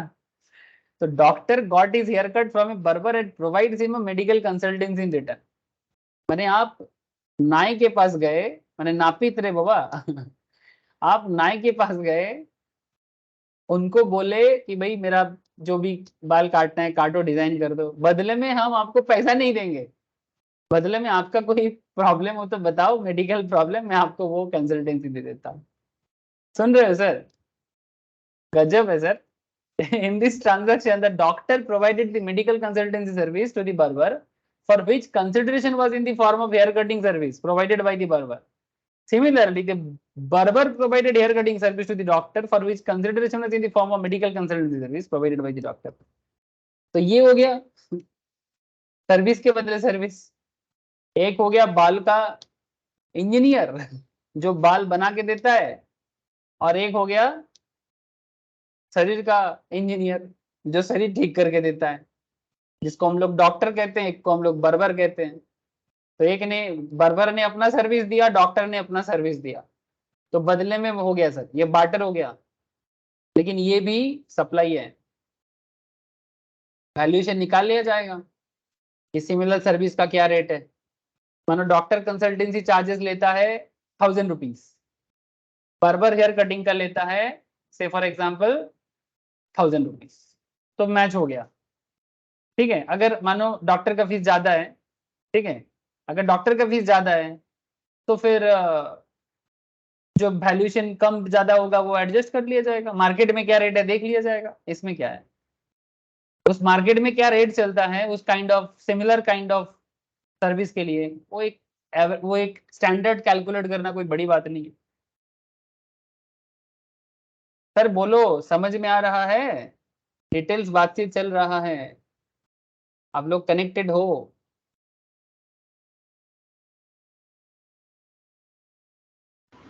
हाँ सर।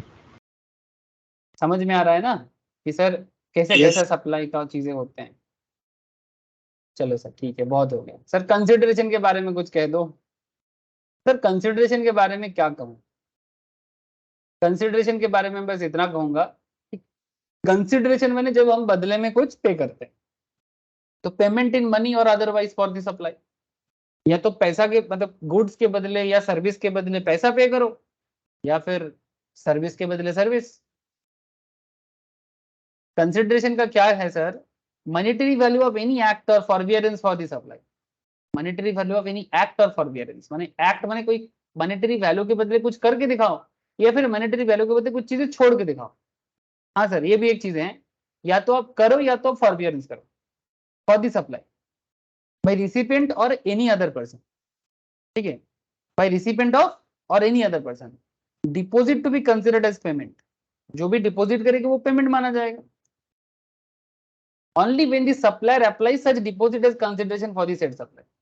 इसमें एक चीज एक्सक्लूड होता है, subsidy given by central and state government.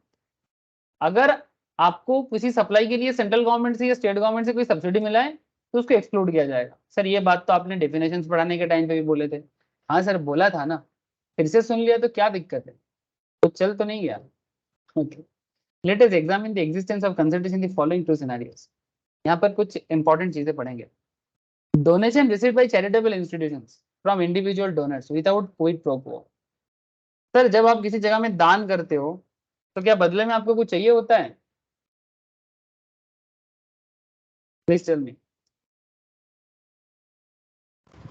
हाँ सर दान के बदले आपको एक्चुअली में कुछ नहीं चाहिए होता है, तभी वो दान कहलाता है। आजकल तो अलग बात हो गई सर, दान के बदले नाम चाहिए होता है। दान तो करेंगे पर मेरा नाम प्लेट होना चाहिए कि मैंने दिया बोल के। सर वो दान नहीं कहलाता, मतलब मैं आपको स्पिरिचुअलिस्टिक वे से बता रहा हूँ, मतलब जो धार्मिक विचार है या फिर जो पुण्य का विचार है उसमें, इसका एक बहुत फेमस एग्जाम्पल है स्वामी विवेकानंद वर्सेस स्वामी विवेकानंद जी के टाइम पे जो रॉकफेलर थे, David Rockefeller, the richest person in the world on that time, David Rockefeller. आज रॉकफेलर के नाम पे बड़े बड़े इंस्टीट्यूशंस है, ट्रस्ट है अमेरिका का। जैसे आज टेस्ला दुनिया का नंबर 1 है ना, माइक्रोसॉफ्ट, टेस्ला, वैसा उन दिनों जब स्वामी विवेकानंद जी का समय था उस टाइम पे on that era, David Rockefeller नाम का बहुत बड़ा बिजनेसमैन था। आप चाहो तो गूगल कर सकते। तो रॉकफेलर विवेकानंद जी के पास आए थे जब चिकागो में रिलीजियस जो सभा हुआ था, उसमें बहुत सारे रिलीजियस गुरु गए थे अपना अपना रिलीजियन को बेस्ट बताने के लिए। तो स्वामी विवेकानंद जी भी गए थे sir, in behalf of Hindu religion, India को रिप्रेजेंट करने। तो बाकी सब लोग अपने अपने धर्म के बारे में बोला कि इस्लाम ऐसा है, क्रिश्चियन ऐसा है, यहूदी ऐसा है, सब अपना अपना बोला। कोई खराब नहीं बोला, सब अपना धर्म का अच्छा चीज ही बताने का कोशिश किया। स्वामी विवेकानंद जी ने हिंदू रिलीजियन के कॉन्सेप्ट में ही बात करने का कोशिश किया, बट उनके बातों में हिंदू रिलीजियन के बारे में कम बात था और ह्यूमैनिटीज के बारे में ज्यादा डिस्कशन था। बात को समझे सर, मैंने कहीं ना कहीं दुनिया के पास वो ये मैसेज फैलाया कि भाई ठीक है, सबका धर्म अपना अपना देश के हिसाब से है, कोई ख्रिस्ट है, कोई इस्लाम है, कोई हिंदू है, कोई यहूदी। बट विवेकानंद जी इतना पॉपुलर क्यों हुए थे? क्योंकि वो जिस धर्म को रिप्रेजेंट कर रहे थे, जिस रिलीजियन को, उस रिलीजियन का जो मेन मैसेज है, जो बाकी रिलीजन का भी है, सभी रिलीजन ह्यूमैनिटीज को ही प्रमोट करता है। हाँ, कुछ बोलना चाहते हो सर? बोलो। हेलो, किसी का अनम्यूट हुआ है, बोलो सर। कौन कुछ कहना चाहते हैं? ऋषभ कुछ बोल चीज। हेलो, ये पंखा चल रहा है और ये कहाँ चला गया? देखो सर, देखो मैं जस्ट एक डोनेशन के बारे में एक छोटा सा स्टोरी सुना रहा हूँ। तो बेसिकली मैं आपको ये बताना चाह रहा था कि विवेकानंद जी इतना पॉपुलर क्यों हुए इतना सारे लोगों के अंदर। तो मेन बात था कि वो ह्यूमैनिटीज के ऊपर ज्यादा फोकस किया। तो डेविड रॉकफेलर बहुत ज्यादा, डेविड रॉकफेलर क्या उन दिनों पूरा अमेरिकन जो प्रेस वर्ल्ड है, अमेरिकन बिजनेस वर्ल्ड है, सारे के सारे विवेकानंद जी के लिए पागल हो रहे थे। मतलब सब विवेकानंद जी के साथ 2 मिनट बात करने के लिए आ रहे थे। तो रॉकफेलर भी आए। तो डेविड रॉकफेलर विवेकानंद जी को आके बोले कि मुझे आप बताइए मैं आपके लिए क्या कर सकता हूँ। तो विवेकानंद जी बोलते मेरे पास बहुत पैसा है, बहुत पैसा है, आप जो बोलोगे मैं आपको दे दूंगा, ठीक है, मैंने मैं इतना आपके लिए क्या कर सकता हूँ। विवेकानंद जी बोले कि ठीक है आप दे सकते हैं, उसमें क्या है, आपका जो भी इच्छा है आप दीजिए। तो विवेकानंद जी उनको ऐसे समझाने का कोशिश किए, बट उनके मन में ना देने का अहंकार था, मैंने पैसा देने का अहंकार बहुत था कि भाई देखो मैं दे रहा हूँ। और इस तरह से बोल रहा था जैसे भारत उन दिनों ब्रिटिश के साथ लड़ रहा था, ऐसे ही भारत के लोगों के अंदर गरीबी बहुत था, क्योंकि ब्रिटिश ने दिया कुछ नहीं, लूटा बहुत है। तो विवेकानंद को जो भी पैसा मिलता था वो इंडिया में भेजता था, और जहां जहां कोशिश हो सकता है वहां पर बेसिकली सेवा के लिए, लोगों के तबीयत खराब हो रहा था तो उसके ठीक ठाक के लिए पैसा मिलता। तो विवेकानंद चाह रहा था कि उसको पैसा मिले क्योंकि वो इंडिया को भेज पाए। लेकिन रॉकफेलर का एटीट्यूड ऐसा था कि वो दान कम था, दया ज्यादा था। मैंने ऐसा नहीं कि तरस खा के दे रहा है, ठीक है। तो विवेकानंद जी उनके सामने उनका जो भी चेक था वो पूरा फाड़ दिया था। तो रॉकफेलर को बहुत चोट पहुंचा। रॉकफेलर को हर्ट हुआ। रॉकफेलर बोला आप पागल हैं, आप इस पैसे से पूरा भारत का लोगों का प्रॉब्लम सॉल्व हो सकता है, आपका स्टेट का प्रॉब्लम सॉल्व हो सकता है। विवेकानंद बोले ये डोनेशन नहीं हो रहा है। जिस दिन आपको ये फीलिंग्स आएगा कि ये काम करने के लिए, ये डोनेशन करने के लिए भगवान ने आपको या ऊपर वाला ने आपको मौका दिया है, यही आपके लिए बहुत बड़ी बात है, उस दिन आप डोनेशन दीजिएगा। मैंने डोनेशन दे पाना ये किसी के ऊपर मेहरबानी नहीं है, आप डोनेशन देने लायक हो, यही आपके ऊपर ऊपर वाला का मेहरबानी है। ये बात कहना चाह रहा था विवेकानंद कि अगर किसी को भगवान ने या ऊपर वाला जो भी हो, गॉड हो, अल्लाह हो, भगवान हो, जो भी आप मानते हो, अगर किसी के पास भगवान ने ये दम दिया है कि भाई हम डोनेट करने लायक है, तो ऐसा नहीं कि आपने कोई मेहरबानी कर दिया किसी के ऊपर। ये अल्लाह का मेहरबानी है, ये भगवान का मेहरबानी है, ये या फिर गॉड का आपके ऊपर ग्रेस है कि आप ये कर सकते हो।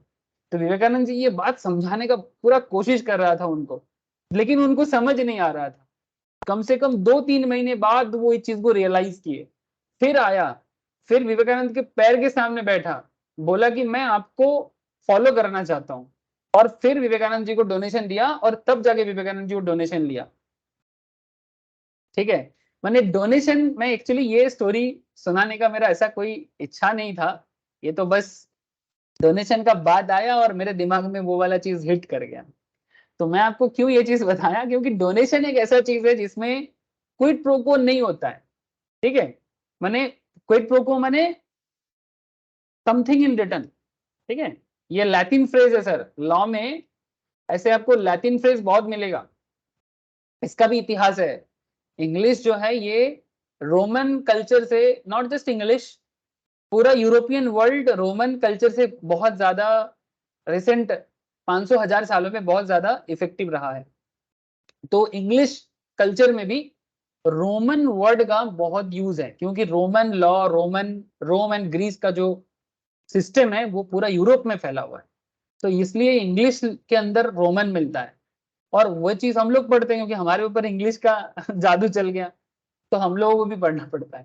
ठीक है, ये कारण है सर, इसलिए लैटिन रोमन हम लोग पढ़ लेते हैं, जो भी हो। तो समथिंग इन रिटर्न, डोनेशन एक ऐसा चीज है जिसमें समथिंग इन रिटर्न वाला कॉन्सेप्ट नहीं होना चाहिए। ठीक है, ना तो नाम, कुछ भी नहीं। चलो कोई बात नहीं, समझ में आप लोगों को आ गया होगा मैसेज क्या था। मेरा मैसेज नहीं है, मैं तो जो भी थोड़ा बहुत, मैं कोई कोई गुरु, ऐसा गुरु थोड़ी हूँ सर, जितना मैं खुद समझता हूँ, पढ़ लेता हूँ, और कहीं पर भी पढ़ते पढ़ते मुझे लगता है कि बहुत हो गया, बोरिंग पढ़ाई, थोड़ा बोल देते हैं तो सुना देता हूँ आप लोग। अच्छा, art work send by artist to galleries for exhibition. ध्यान से सुनना, दो सिनेरियो का बात किया है। एक डोनेशन जो चैरिटेबल इंस्टीट्यूशंस को जा रहे हैं इंडिविजुअल डोनर के तरफ से विदाउट एनी रिटर्न, और दूसरा एक है art work send by artist to galleries for exhibition. तो अगर कोई आर्टिस्ट अपना आर्ट को एग्जीबिशन के लिए भेज रहा है, तो क्या ये सप्लाई है? इसमें आपको समझना पड़ेगा। ठीक है, तो यहाँ पर आपको कंसिडरेशन का बहुत बड़ा पॉइंट है सर। कंसिडरेशन क्यों इंपॉर्टेंट है जीएसटी में? An important feature of consideration is quid pro quo, something for something, है ना? Quid pro quo means something for something. So donation received by the charitable organizations are treated as consideration only if there exists quid pro quo. Donation received by the charitable organizations are treated as consideration only if there exists quid pro quo. That is, there is an obligation on part of the recipient of the donation or gift to do anything. ठीक है, there is an obligation on part of the recipient of the donation or gift to do anything, supply of service at least. तो ठीक है, generally institutions such as religious institutions, charitable organizations, schools, hospitals, orphanages, old age homes, etc. receive financial help or any other support in the form of donations or gift from the individual donors, है ना? In order to express the gratitude towards such help or support, the recipient institution place a nameplate or similar such acknowledgement in their premises, है ना? ध्यान से सुनना, उनका एक name plate में एक एक्नॉलेजमेंट रहता है। तो when the name of the donor is displayed in the recipient institution's premises in such a manner which can be said to be an expression of gratitude and public recognition of donors act of philanthropy and is not aimed at giving publicity to the donor in such a manner that it would be an advertising or promotion of his business. मतलब इस तरह से दिखाओ ताकि ये एक gratitude है कि भाई इन्होंने दिया, लेकिन उसमें किसी भी तरह का प्रमोशन ऑफ दिस बिजनेस ऐसा नहीं होना चाहिए। Then it can be said that there is no supply. अगर बिजनेस एटीट्यूड है, प्रोमोशनल एटीट्यूड है, ठीक है, तो वो पब्लिसिटी स्टंट है। ठीक है, तो उसमें आप बिजनेस देख रहे हो, आप डोनेट करके बिजनेस का प्रमोशन कर दे रहे हो। ठीक है, ऐसा अगर किसी भी तरह का पब्लिसिटी स्टंट दिख रहा है तो फिर वो सप्लाई माना जाएगा, तो फिर उसको कंसिडरेशन माना जाएगा in the form of donations. In other word there is no obligations on part of recipient of the donation or gift to do anything supply service, माने बदले में कोई सर्विस देना है ऐसा कोई बात नहीं है अगर वो डोनेशन है तो। देयरफॉर हाँ बोलो सर। স্যার যদি পাবলিসিটি হয় তাহলে ওটা সাপ্লাই মানা যাবে? হ্যাঁ এক্স্যাক্টলি। তাহলে স্যার ডোনেশনে তো আমার অনেকটা ব্ল্যাক মানি রিকভার হয়ে যায়, তো ওটা তো কিছু প্রবলেম হবে নাকি? डोनेशन में जो लोग ब्लैक मनी रिकवर करता है दैट्स अ डिफरेंट थिंग, ठीक है कि ओ। बहुत सारे दैट्स अ डिफरेंट थिंग। वो तो देख अगर वो ब्लैक मनी को वाइट कर रहा है तो वो तो इलीगल है ना। आपको पता है ब्लैक मनी डोनेशंस भी नहीं हो सकता। না, না, ওটা তো জানি, কিন্তু মানে কি যেন বলে, সংস্থাতে ডোনেশন দেওয়াতে ট্যাক্সে তো ছাড় পাই। তারপর তো টাকা রিকভারি হয়ে যায়। সেটা সাপ্লাই হলে তো ট্যাক্সে ছাড় পাবো কি করে?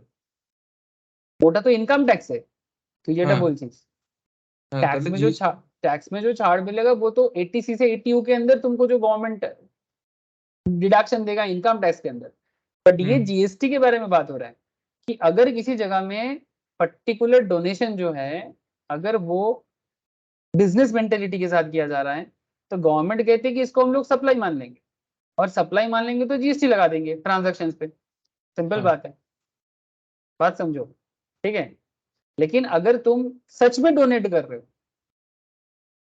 हो सकता है कि ऑर्गेनाइजेशन तुम्हारा नेम प्लेट में ग्रेटिट्यूड शो कर रहा है। हो सकता है कि जिस पर्टिकुलर ऑर्गेनाइजेशन को तुमने डोनेट किया वो पर्टिकुलर ऑर्गेनाइजेशन तुम्हारा नाम प्लेट मतलब तुम्हारे नाम पे एक पर्टिकुलर जगह में लिख रहा है कि ये बंदा से हमें मिला है, तो वो ग्रेटिट्यूड शो कर सकता है, उसमें कोई प्रॉब्लम नहीं है। लेकिन ग्रेटिट्यूड शो करने के नाम पे अगर प्रोडक्ट का एडवर्टाइजमेंट हो जाता है या किसी भी तरह का बिजनेस एक्टिविटी छुपा होता है तो फिर गवर्नमेंट बोलते हैं वो सप्लाई। ओके। ठीक है, बात समझ में आ रहा है। अब ये नेचर तो सर देख के पता चल जाता है, ठीक है, कि कहाँ एडवर्टाइजमेंट हो रहा है और कहाँ। कई बार कंपनी डोनेट करता है तो कंपनी डोनेट करके अपना एडवर्टाइजमेंट छाप देता है सर। जैसे देखना आप कई जगह में आपको किसी ना किसी कंपनी का, मानो कि कोई बड़ा कंपनी है उसने कहीं पर पानी का बंदोबस्त किया है पब्लिक के लिए, ठीक है, गर्मी के टाइम पे एक उसको क्या बोलते हैं सर, वो मतलब ड्रिंकिंग वाटर का जिसको हम लोग बंगाली में बोलते हैं जल छत्र। लेकिन सर कोको वो कोला एग्जांपल। हाँ कोको कोला कोको हाँ कोला। ठीक है हाँ। तो आप देखोगे कि वहाँ पर ड्रिंकिंग वाटर मिलता है लेकिन उसमें पूरा का पूरा वो जो पर्टिकुलर ड्रिंकिंग वाटर जो वो चैरिटी कर रहे हैं उसमें पूरा कोको कोला का एडवर्टाइजमेंट लगा हुआ, ठीक है। तो ठीक है वो चैरिटी के नाम पे उसका एडवर्टाइजमेंट चल रहा है, ठीक है, अच्छा चीज है, उसमें कोई खराबी नहीं, मैं ये नहीं बोल रहा हूँ कि वो नहीं करना चाहिए। बट सर दोनों चीज में फर्क होता है, एक होता है रियल डोनेशन और एक होता है डोनेशन के साथ एडवर्टाइजमेंट करके अपना प्रोडक्ट का प्रमोशन करना। तो दोनों चीज में जो थीन लाइन है ये चीज गवर्नमेंट यहाँ पर बेसिकली आपको बताना चाहता हूँ। तो अगर गवर्नमेंट को लगेगा कि भाई नहीं यहाँ पर डोनेशन कम है और प्रमोशन ज्यादा है, ठीक है, तो फिर गवर्नमेंट इसको सप्लाई मानेगा और उस ट्रांजेक्शन पे जीएसटी लगा देगा। और अगर गवर्नमेंट को लगे नहीं ये प्योर डोनेशन से फिर उस पर जीएसटी रिमूव कर देगा और क्या। जैसे यहाँ पर कुछ एग्जांपल्स हैं देखो आप, where there would be no taxable supply as follows। जैसे भूषण एक इंसान एक इंडिविजुअल है, Bhushan donated a blackboard to योगानिस्ट संस्थान, एक संस्थान है जिसका नाम है योगानिस्ट संस्थान, ठीक? ये एक चैरिटेबल योगा इंस्टीट्यूशन है। जैसे आपको अगर कभी आप हरिद्वार जाओगे ना, हाँ कभी गए आप लोग हरिद्वार घूमने? अगर कभी जाओगे ना वहां पर आपको ना स्पेशली अगर आप हरिद्वार से हाँ सर।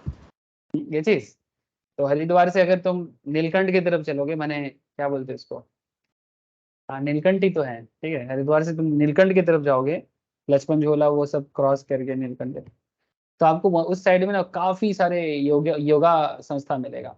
और वहाँ पर बहुत सारी योगा संस्था है जो सब चैरिटेबल है, मतलब वहाँ पर आप फ्री में योगा रह सकते हो या फिर ऐसे कुछ मैं सुना हूँ, मैं कभी डायरेक्टली जाके रहा नहीं पर्टिकुलरली, बट मैं सुना ऐसा है, जो भी हो। तो अगर कोई चैरिटेबल योगा इंस्टीट्यूशन है उसको एक ब्लैक बोर्ड भूषण ने डोनेट किया, तो योगानिस्ट संस्थान printed underneath the black board so donated. तो योगानिस्ट संस्थान ने क्या कर दिया, उसमें एक गुड विशेस प्रिंट कर दिया, good wishes from mister Bhushan, ठीक है। तो ये एक डोनेशन है और इसमें जो योगा संस्था है वो बेसिकली ग्रेटिट्यूड शो कर रहा है कि भाई मुझे इनसे मिला है तो हम इनका नाम यहाँ पर प्रिंट कर रहे हैं, एक सम्मान के लिए। तो ये एडवर्टाइजमेंट नहीं था sir. Shrimati Durga Devi donated some money to a temple in the memory of her late father, अपने पिता के नाम पे मंदिर को कोई पैसा डोनेट किया। Some the temple trust constructed a room in the temple complex from such donations and wrote donated by Srimati Durga Devi in the memory of her father on the door floor of the room. Door के floor में room के अंदर ये लिखा है। तो क्या ये एडवर्टाइजमेंट है? क्या इसमें कोई बिजनेस मैटर है? Answer is no. तो अगर बिजनेस मैटर नहीं है और तो फिर ये एक नॉन टैक्सेबल सप्लाई माना जाएगा, ठीक है।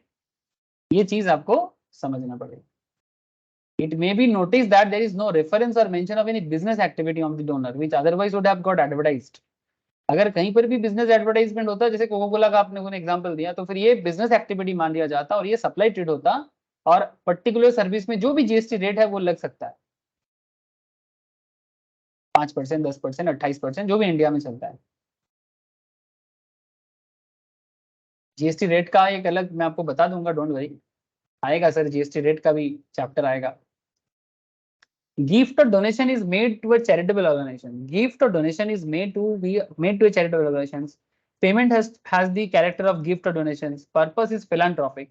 That is leads to no commercial gain. ठीक है, philanthropy उसको बोलते हैं जिसमें कोई commercial gain नहीं है, ठीक है, उसको philanthropy बोलते हैं and not advertisement, ठीक है। तो अगर ऐसा है तो फिर उसमें जीएसटी नहीं आएगा, सप्लाई नहीं माना जाएगा, सिंपल बात। इसके लिए सर्कुलर आया था, ये जो भी मैंने आपको बात कहा ना, ये गवर्नमेंट ने सर्कुलर लाया था, सर्कुलर नंबर है ये, इसमें 11 अक्टूबर 2019 को ये बात सरकार ने कहा था। जीएसटी और कुछ भी नहीं, सरकार की कहानी है, ठीक है। सरकार आपको कहानी के साथ समझाना चाहता है कि जीएसटी को जानो, डिटेल्स है, GST is a very vast, GST is in day to day life, GST is everywhere. GST को जानना है तो जीएसटी में सोना पड़ेगा, जीएसटी में सोना पड़ेगा, मतलब समझ रहे हो आप मैं क्या बोलना चाहता हूँ कि जीएसटी को अंडरस्टैंड करने के तो जीएसटी के साथ खाना पड़ेगा, जीएसटी के साथ सोना पड़ेगा, जीएसटी के साथ उठना पड़ेगा।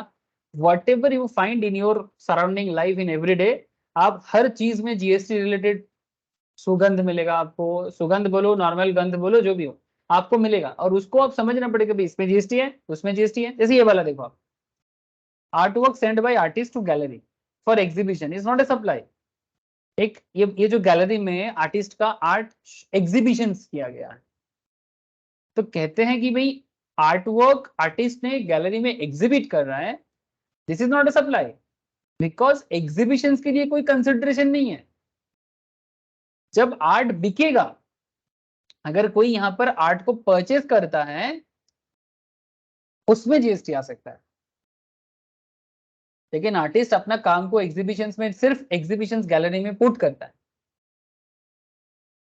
सप्लाई है, ये भी सप्लाई है, बट इसको जीएसटी के अंदर नहीं लिया जाता। No consideration flow from the gallery to the artist. जब आर्टिस्ट ने वहां पर कुछ पुट करते तो बदले में आर्टिस्ट को कुछ नहीं दिया जाता, बस जब उसका आर्ट सेल होता है तब उसको कुछ मिलता है। सो बिकॉज कंसिडरेशन नहीं है, आर्टिस्ट का आर्ट को गैलरी में पुट करने के लिए कोई पेमेंट का मैटर नहीं होता है आर्टिस्ट को, सिर्फ एग्जीबिशन के लिए, therefore the same is not a supply. It is only when a buyer select a particular artwork displayed at the gallery that the actual supply takes place and applicable GST would be applicable at the time of such supply. It's a very simple concept. अगर कोई buyer यहाँ से कोई particular art को bye करते हैं, तब जाके रियल सप्लाई आता है और तब जाके उसमें जीएसटी अट्रैक्ट होगा। So point to be very clear, supply identify करना बहुत जरूरी है। इसीलिए ये चैप्टर मैं आपको क्या बोला, गहरा चैप्टर है, ये बहुत डेप्थ में जाके बात करता है, बहुत छोटा छोटा चीजों को उठा के बात करते हैं। शॉर्ट में तो मैं आपको बता ही सकता था कि any transactions involving supply of goods और service without consideration is not a supply unless it is deemed to be a supply under schedule 1। ठीक है, इसको बोलने से आपको थोड़ी समझ आ जाता आप डिटेल्स में पढ़ोगे तब जाके आप ये सब बातें समझ पाओगे, नहीं तो ना क्या होगा, आसमान से टपका और खजूर पे लटका, ऐसा हो जाएगा। जीएसटी के साथ मजाक मत करो। मैं ये नहीं कह रहा कि जीएसटी को हल्का से लो, और ये भी नहीं कह रहा हूँ कि बहुत ज्यादा महंगा से लो। जीएसटी को जैसा लेना है वैसा लो, ठीक है। अच्छा, शेड्यूल 1 भी हम लोग आगे आगे और पढ़ेंगे, और भी पैरामीटर है, जैसे कि फर्दर, अब मैं आपको कंसिडरेशन बता दिया ना, अब फर्दरेंस ऑफ बिजनेस भी आपको बताना पड़ेगा। मैं आपको कंसिडरेशन के बारे में बताया, अब धीरे धीरे मैं आपको फर्दरेंस ऑफ बिजनेस में बताऊंगा कि फर्दरेंस ऑफ बिजनेस, कई बार आपको लगेगा कि ये फर्दरेंस है, बट वहां पर आपको फर्दरेंस नजर नहीं आएगा। तो अगर फर्दरेंस नहीं है तो फिर वो जीएसटी सप्लाई नहीं है, और अगर सप्लाई नहीं है तो फिर जीएसटी अट्रैक्ट होने में दिक्कत हो जाएगा, है ना। यही चक्कर है, चक्कर यही है, आइडेंटिफिकेशन। तो सुन लो सर, फर्दरेंस की कहानी सुन लो ना। फर्दरेंस का कहानी क्या है?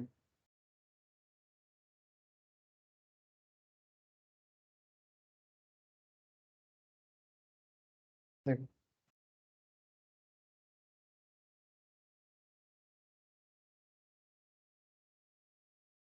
GST is essentially a tax only on commercial transaction, है ना।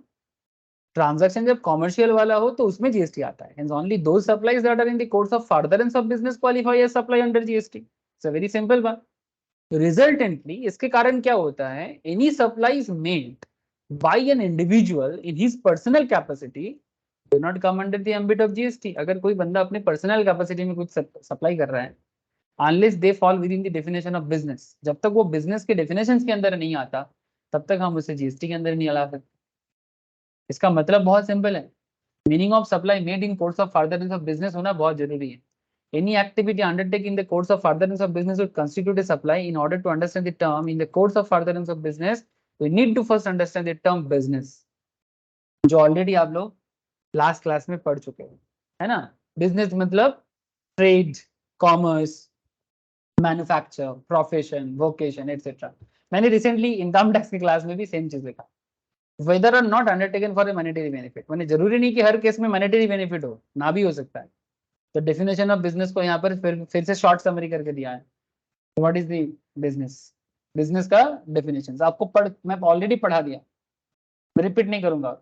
तो business includes any transactions, any activity which is incidental or ancillary to any trade, commerce, manufacture, profession, vocation, adventure, wager माने betting, or any other similar activity in addition and any activity undertaken by central government or state government or any local authority।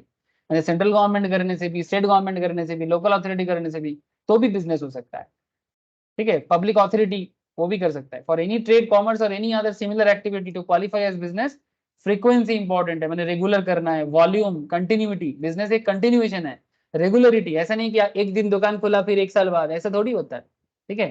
किसी भी चीज का एक frequency होता है, volume होता है, कंटिन्यूटी होता है, रेगुलरिटी होता है, ठीक है, तब जाके हम उसको एक बिजनेस के अंदर डाल सकते हैं, ठीक है।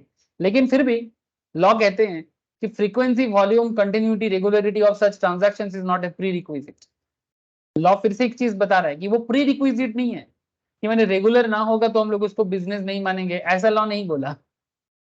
लॉ बोलता है कि अगर इरेगुलर भी होगा, फ्रीक्वेंट नहीं होगा, उसको भी हम लोग बिजनेस मान सकते हैं depending on the situations. Normal rule कहते हैं कि बिजनेस एक रेगुलर होगा, बट बिजनेस अगर इरेगुलर भी है तो इसके बारे में लॉ कहीं पर भी ये नहीं कहा कि वो प्री रिक्विजिट्स है, मैंने रेगुलर नहीं होगा तो बिजनेस नहीं है, ऐसा कहीं नहीं बोला है। बिना रेगुलर का भी बिजनेस हो सकता है। लॉ को ना बहुत संभाल के बात करना पड़ता है, थोड़ा सा लॉ में इधर उधर बात हो जाए, जो बेसिकली लॉ का लूफॉल्स ढूंढता है ना, वो लूफॉल्स को ढूंढ के अपना फायदा लेके निकल जाएगा, और सरकार को क्या मिलेगा, बाबा जी का ठुल्लू, है ना। अब बाबा जी का ठुल्लू तो सरकार को पसंद नहीं है, इसलिए सरकार को ऐसा नियम बनाना पड़ता है। एग्जाम्पल देख लो, कुछ आपको आइडिया लग जाएगा फर्दरेंस ऑफ बिजनेस का। Rishabh buys a car for his personal use, Rishabh ने अपने पर्सनल यूज के लिए कार खरीदा, and after year sell it to a car dealer, कुछ दिन बाद ये अपने कार डीलर को इसको सेल कर दिया। Sale of car by Rishabh to car dealer, क्या इसको सप्लाई मान सकते हैं? क्या कहते हैं, आपका दिमाग क्या कहते हैं? Rishabh buys a car for his personal use and after year sell its to a car dealer. सवाल ये उठता है, ऋषभ जो है ये अपना कार डीलर को जब ये सेल करता है कार को, क्या ये सप्लाई माना जाएगा सीजीएसटी एक्ट के अंदर? No sir. नो। क्यों नहीं माना जाएगा? What is the main reason? Furtherance of business. Furtherance of business missing है ना, यानी ऋषभ यहाँ पर एक इंडिविजुअल है। थैंक यू सर, आप लोग अच्छे से सुना इसके लिए। ऋषभ यहाँ पर एक इंडिविजुअल है, वो एक पर्सनल यूज के लिए खरीदा था, कोई बिजनेस डीलिंग नहीं था उसका।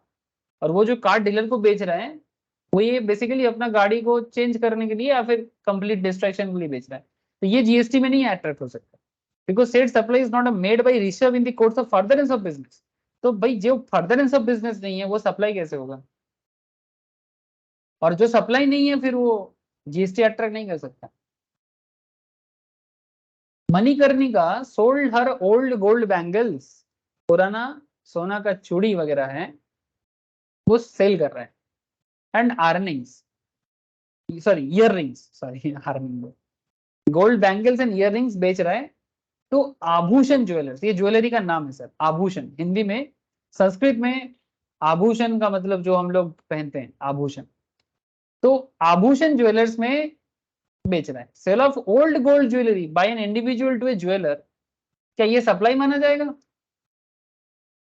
अगेन बिग क्वेश्चन, हाँ सर। बिकॉज यहां पर भी फर्दरेंस ऑफ बिजनेस नहीं है। नहीं। समझ रहे हो सर? तो सप्लाई होने से ही जीएसटी आएगा ऐसा कोई बात नहीं है, सप्लाई का कैरेक्टर फुलफिल करना पड़ेगा तब जाके उसमें जीएसटी अट्रैक्ट होगा। ठीक है,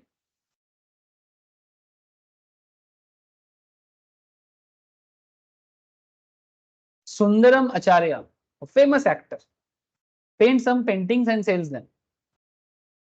सुंदरम आचार्य फेमस एक्टर है, पेंट किया कुछ paintings and sells them. The consideration from the sale is to be donated to a charitable trust. एक चैरिटेबल ट्रस्ट है, उसका नाम है काइंड ह्यूमन। क्या नाम है? Kind human. The sale of painting by the actor qualify as supply. ये सलमान खान का एग्जाम्पल हो गया।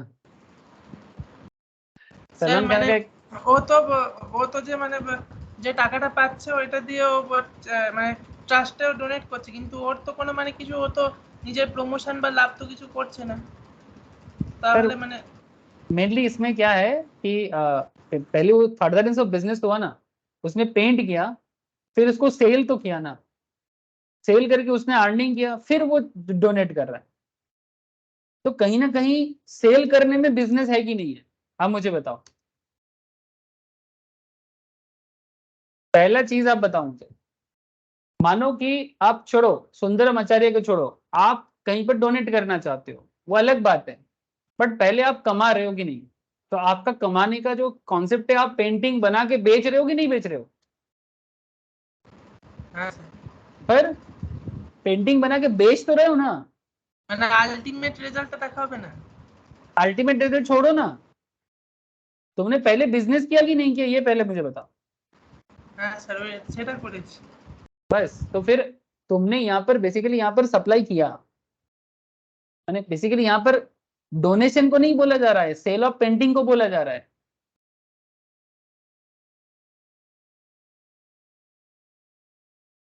বুঝেছি। ठीक है, सेल ऑफ पेंटिंग जो है वो सप्लाई है, because sale of painting furtherance of business का पार्ट है। समझना पड़ेगा सर, छोटा छोटा बात ही बड़ा हो जाता है, छोटी छोटी बातें बड़ी हो जाती है মানে जीएसटी। মানে সবসময় আলটিমেট যেটা লাস্টে যেটা বলছে ওইটাই ধরবো তা নয়। ना ऐसा नहीं है ना, ऐसा नहीं है ना, आपको क्वेश्चन पढ़ना पड़ेगा तब जाके आपको समझ में आएगा। ठीक है, तो सर मैंने आप लोगों को काफी आइडिया दिया सप्लाई का बेसिक कॉन्सेप्ट में। कुछ एग्जांपल्स घर में होमवर्क दे रहा हूँ सर, नोट्स मेरे से कलेक्ट कर लेना अगर बाई चांस किसी के पास नहीं है तो। एग्जाम्पल 10, 11, 12, ठीक है, ये जो चार एग्जाम्पल्स हैं, দিয়ে দিন। ओके मैं पाठिए दो व्हाट्सएप कोड दी मैं बात। एग्जाम्पल 10, 11, 12 घर पे एक बार गो थ्रू करना है, ठीक है। फिर नेक्स्ट क्लास में मैं आपको इंपोर्टेशन ऑफ सर्विस में बात करूंगा, section 7 subsection 1 clause B and बाकी जो भी सेक्शन है वो सारा चर्चा करूंगा। अभी सप्लाई में ही समय देंगे सर थोड़ा, डोंट वरी, पूरा सिलेबस ही हम लोग कवर करेंगे, आराम से कवर होता है। बस आप लोग पढ़ते रहिए मेरे साथ साथ, ठीक है। तो सर आज का क्लास मेरा इतना ही है, बाकी चर्चा नेक्स्ट क्लास में करेंगे। Thank you, good night sir. Good night sir. Okay sir, good night. Right. Good night.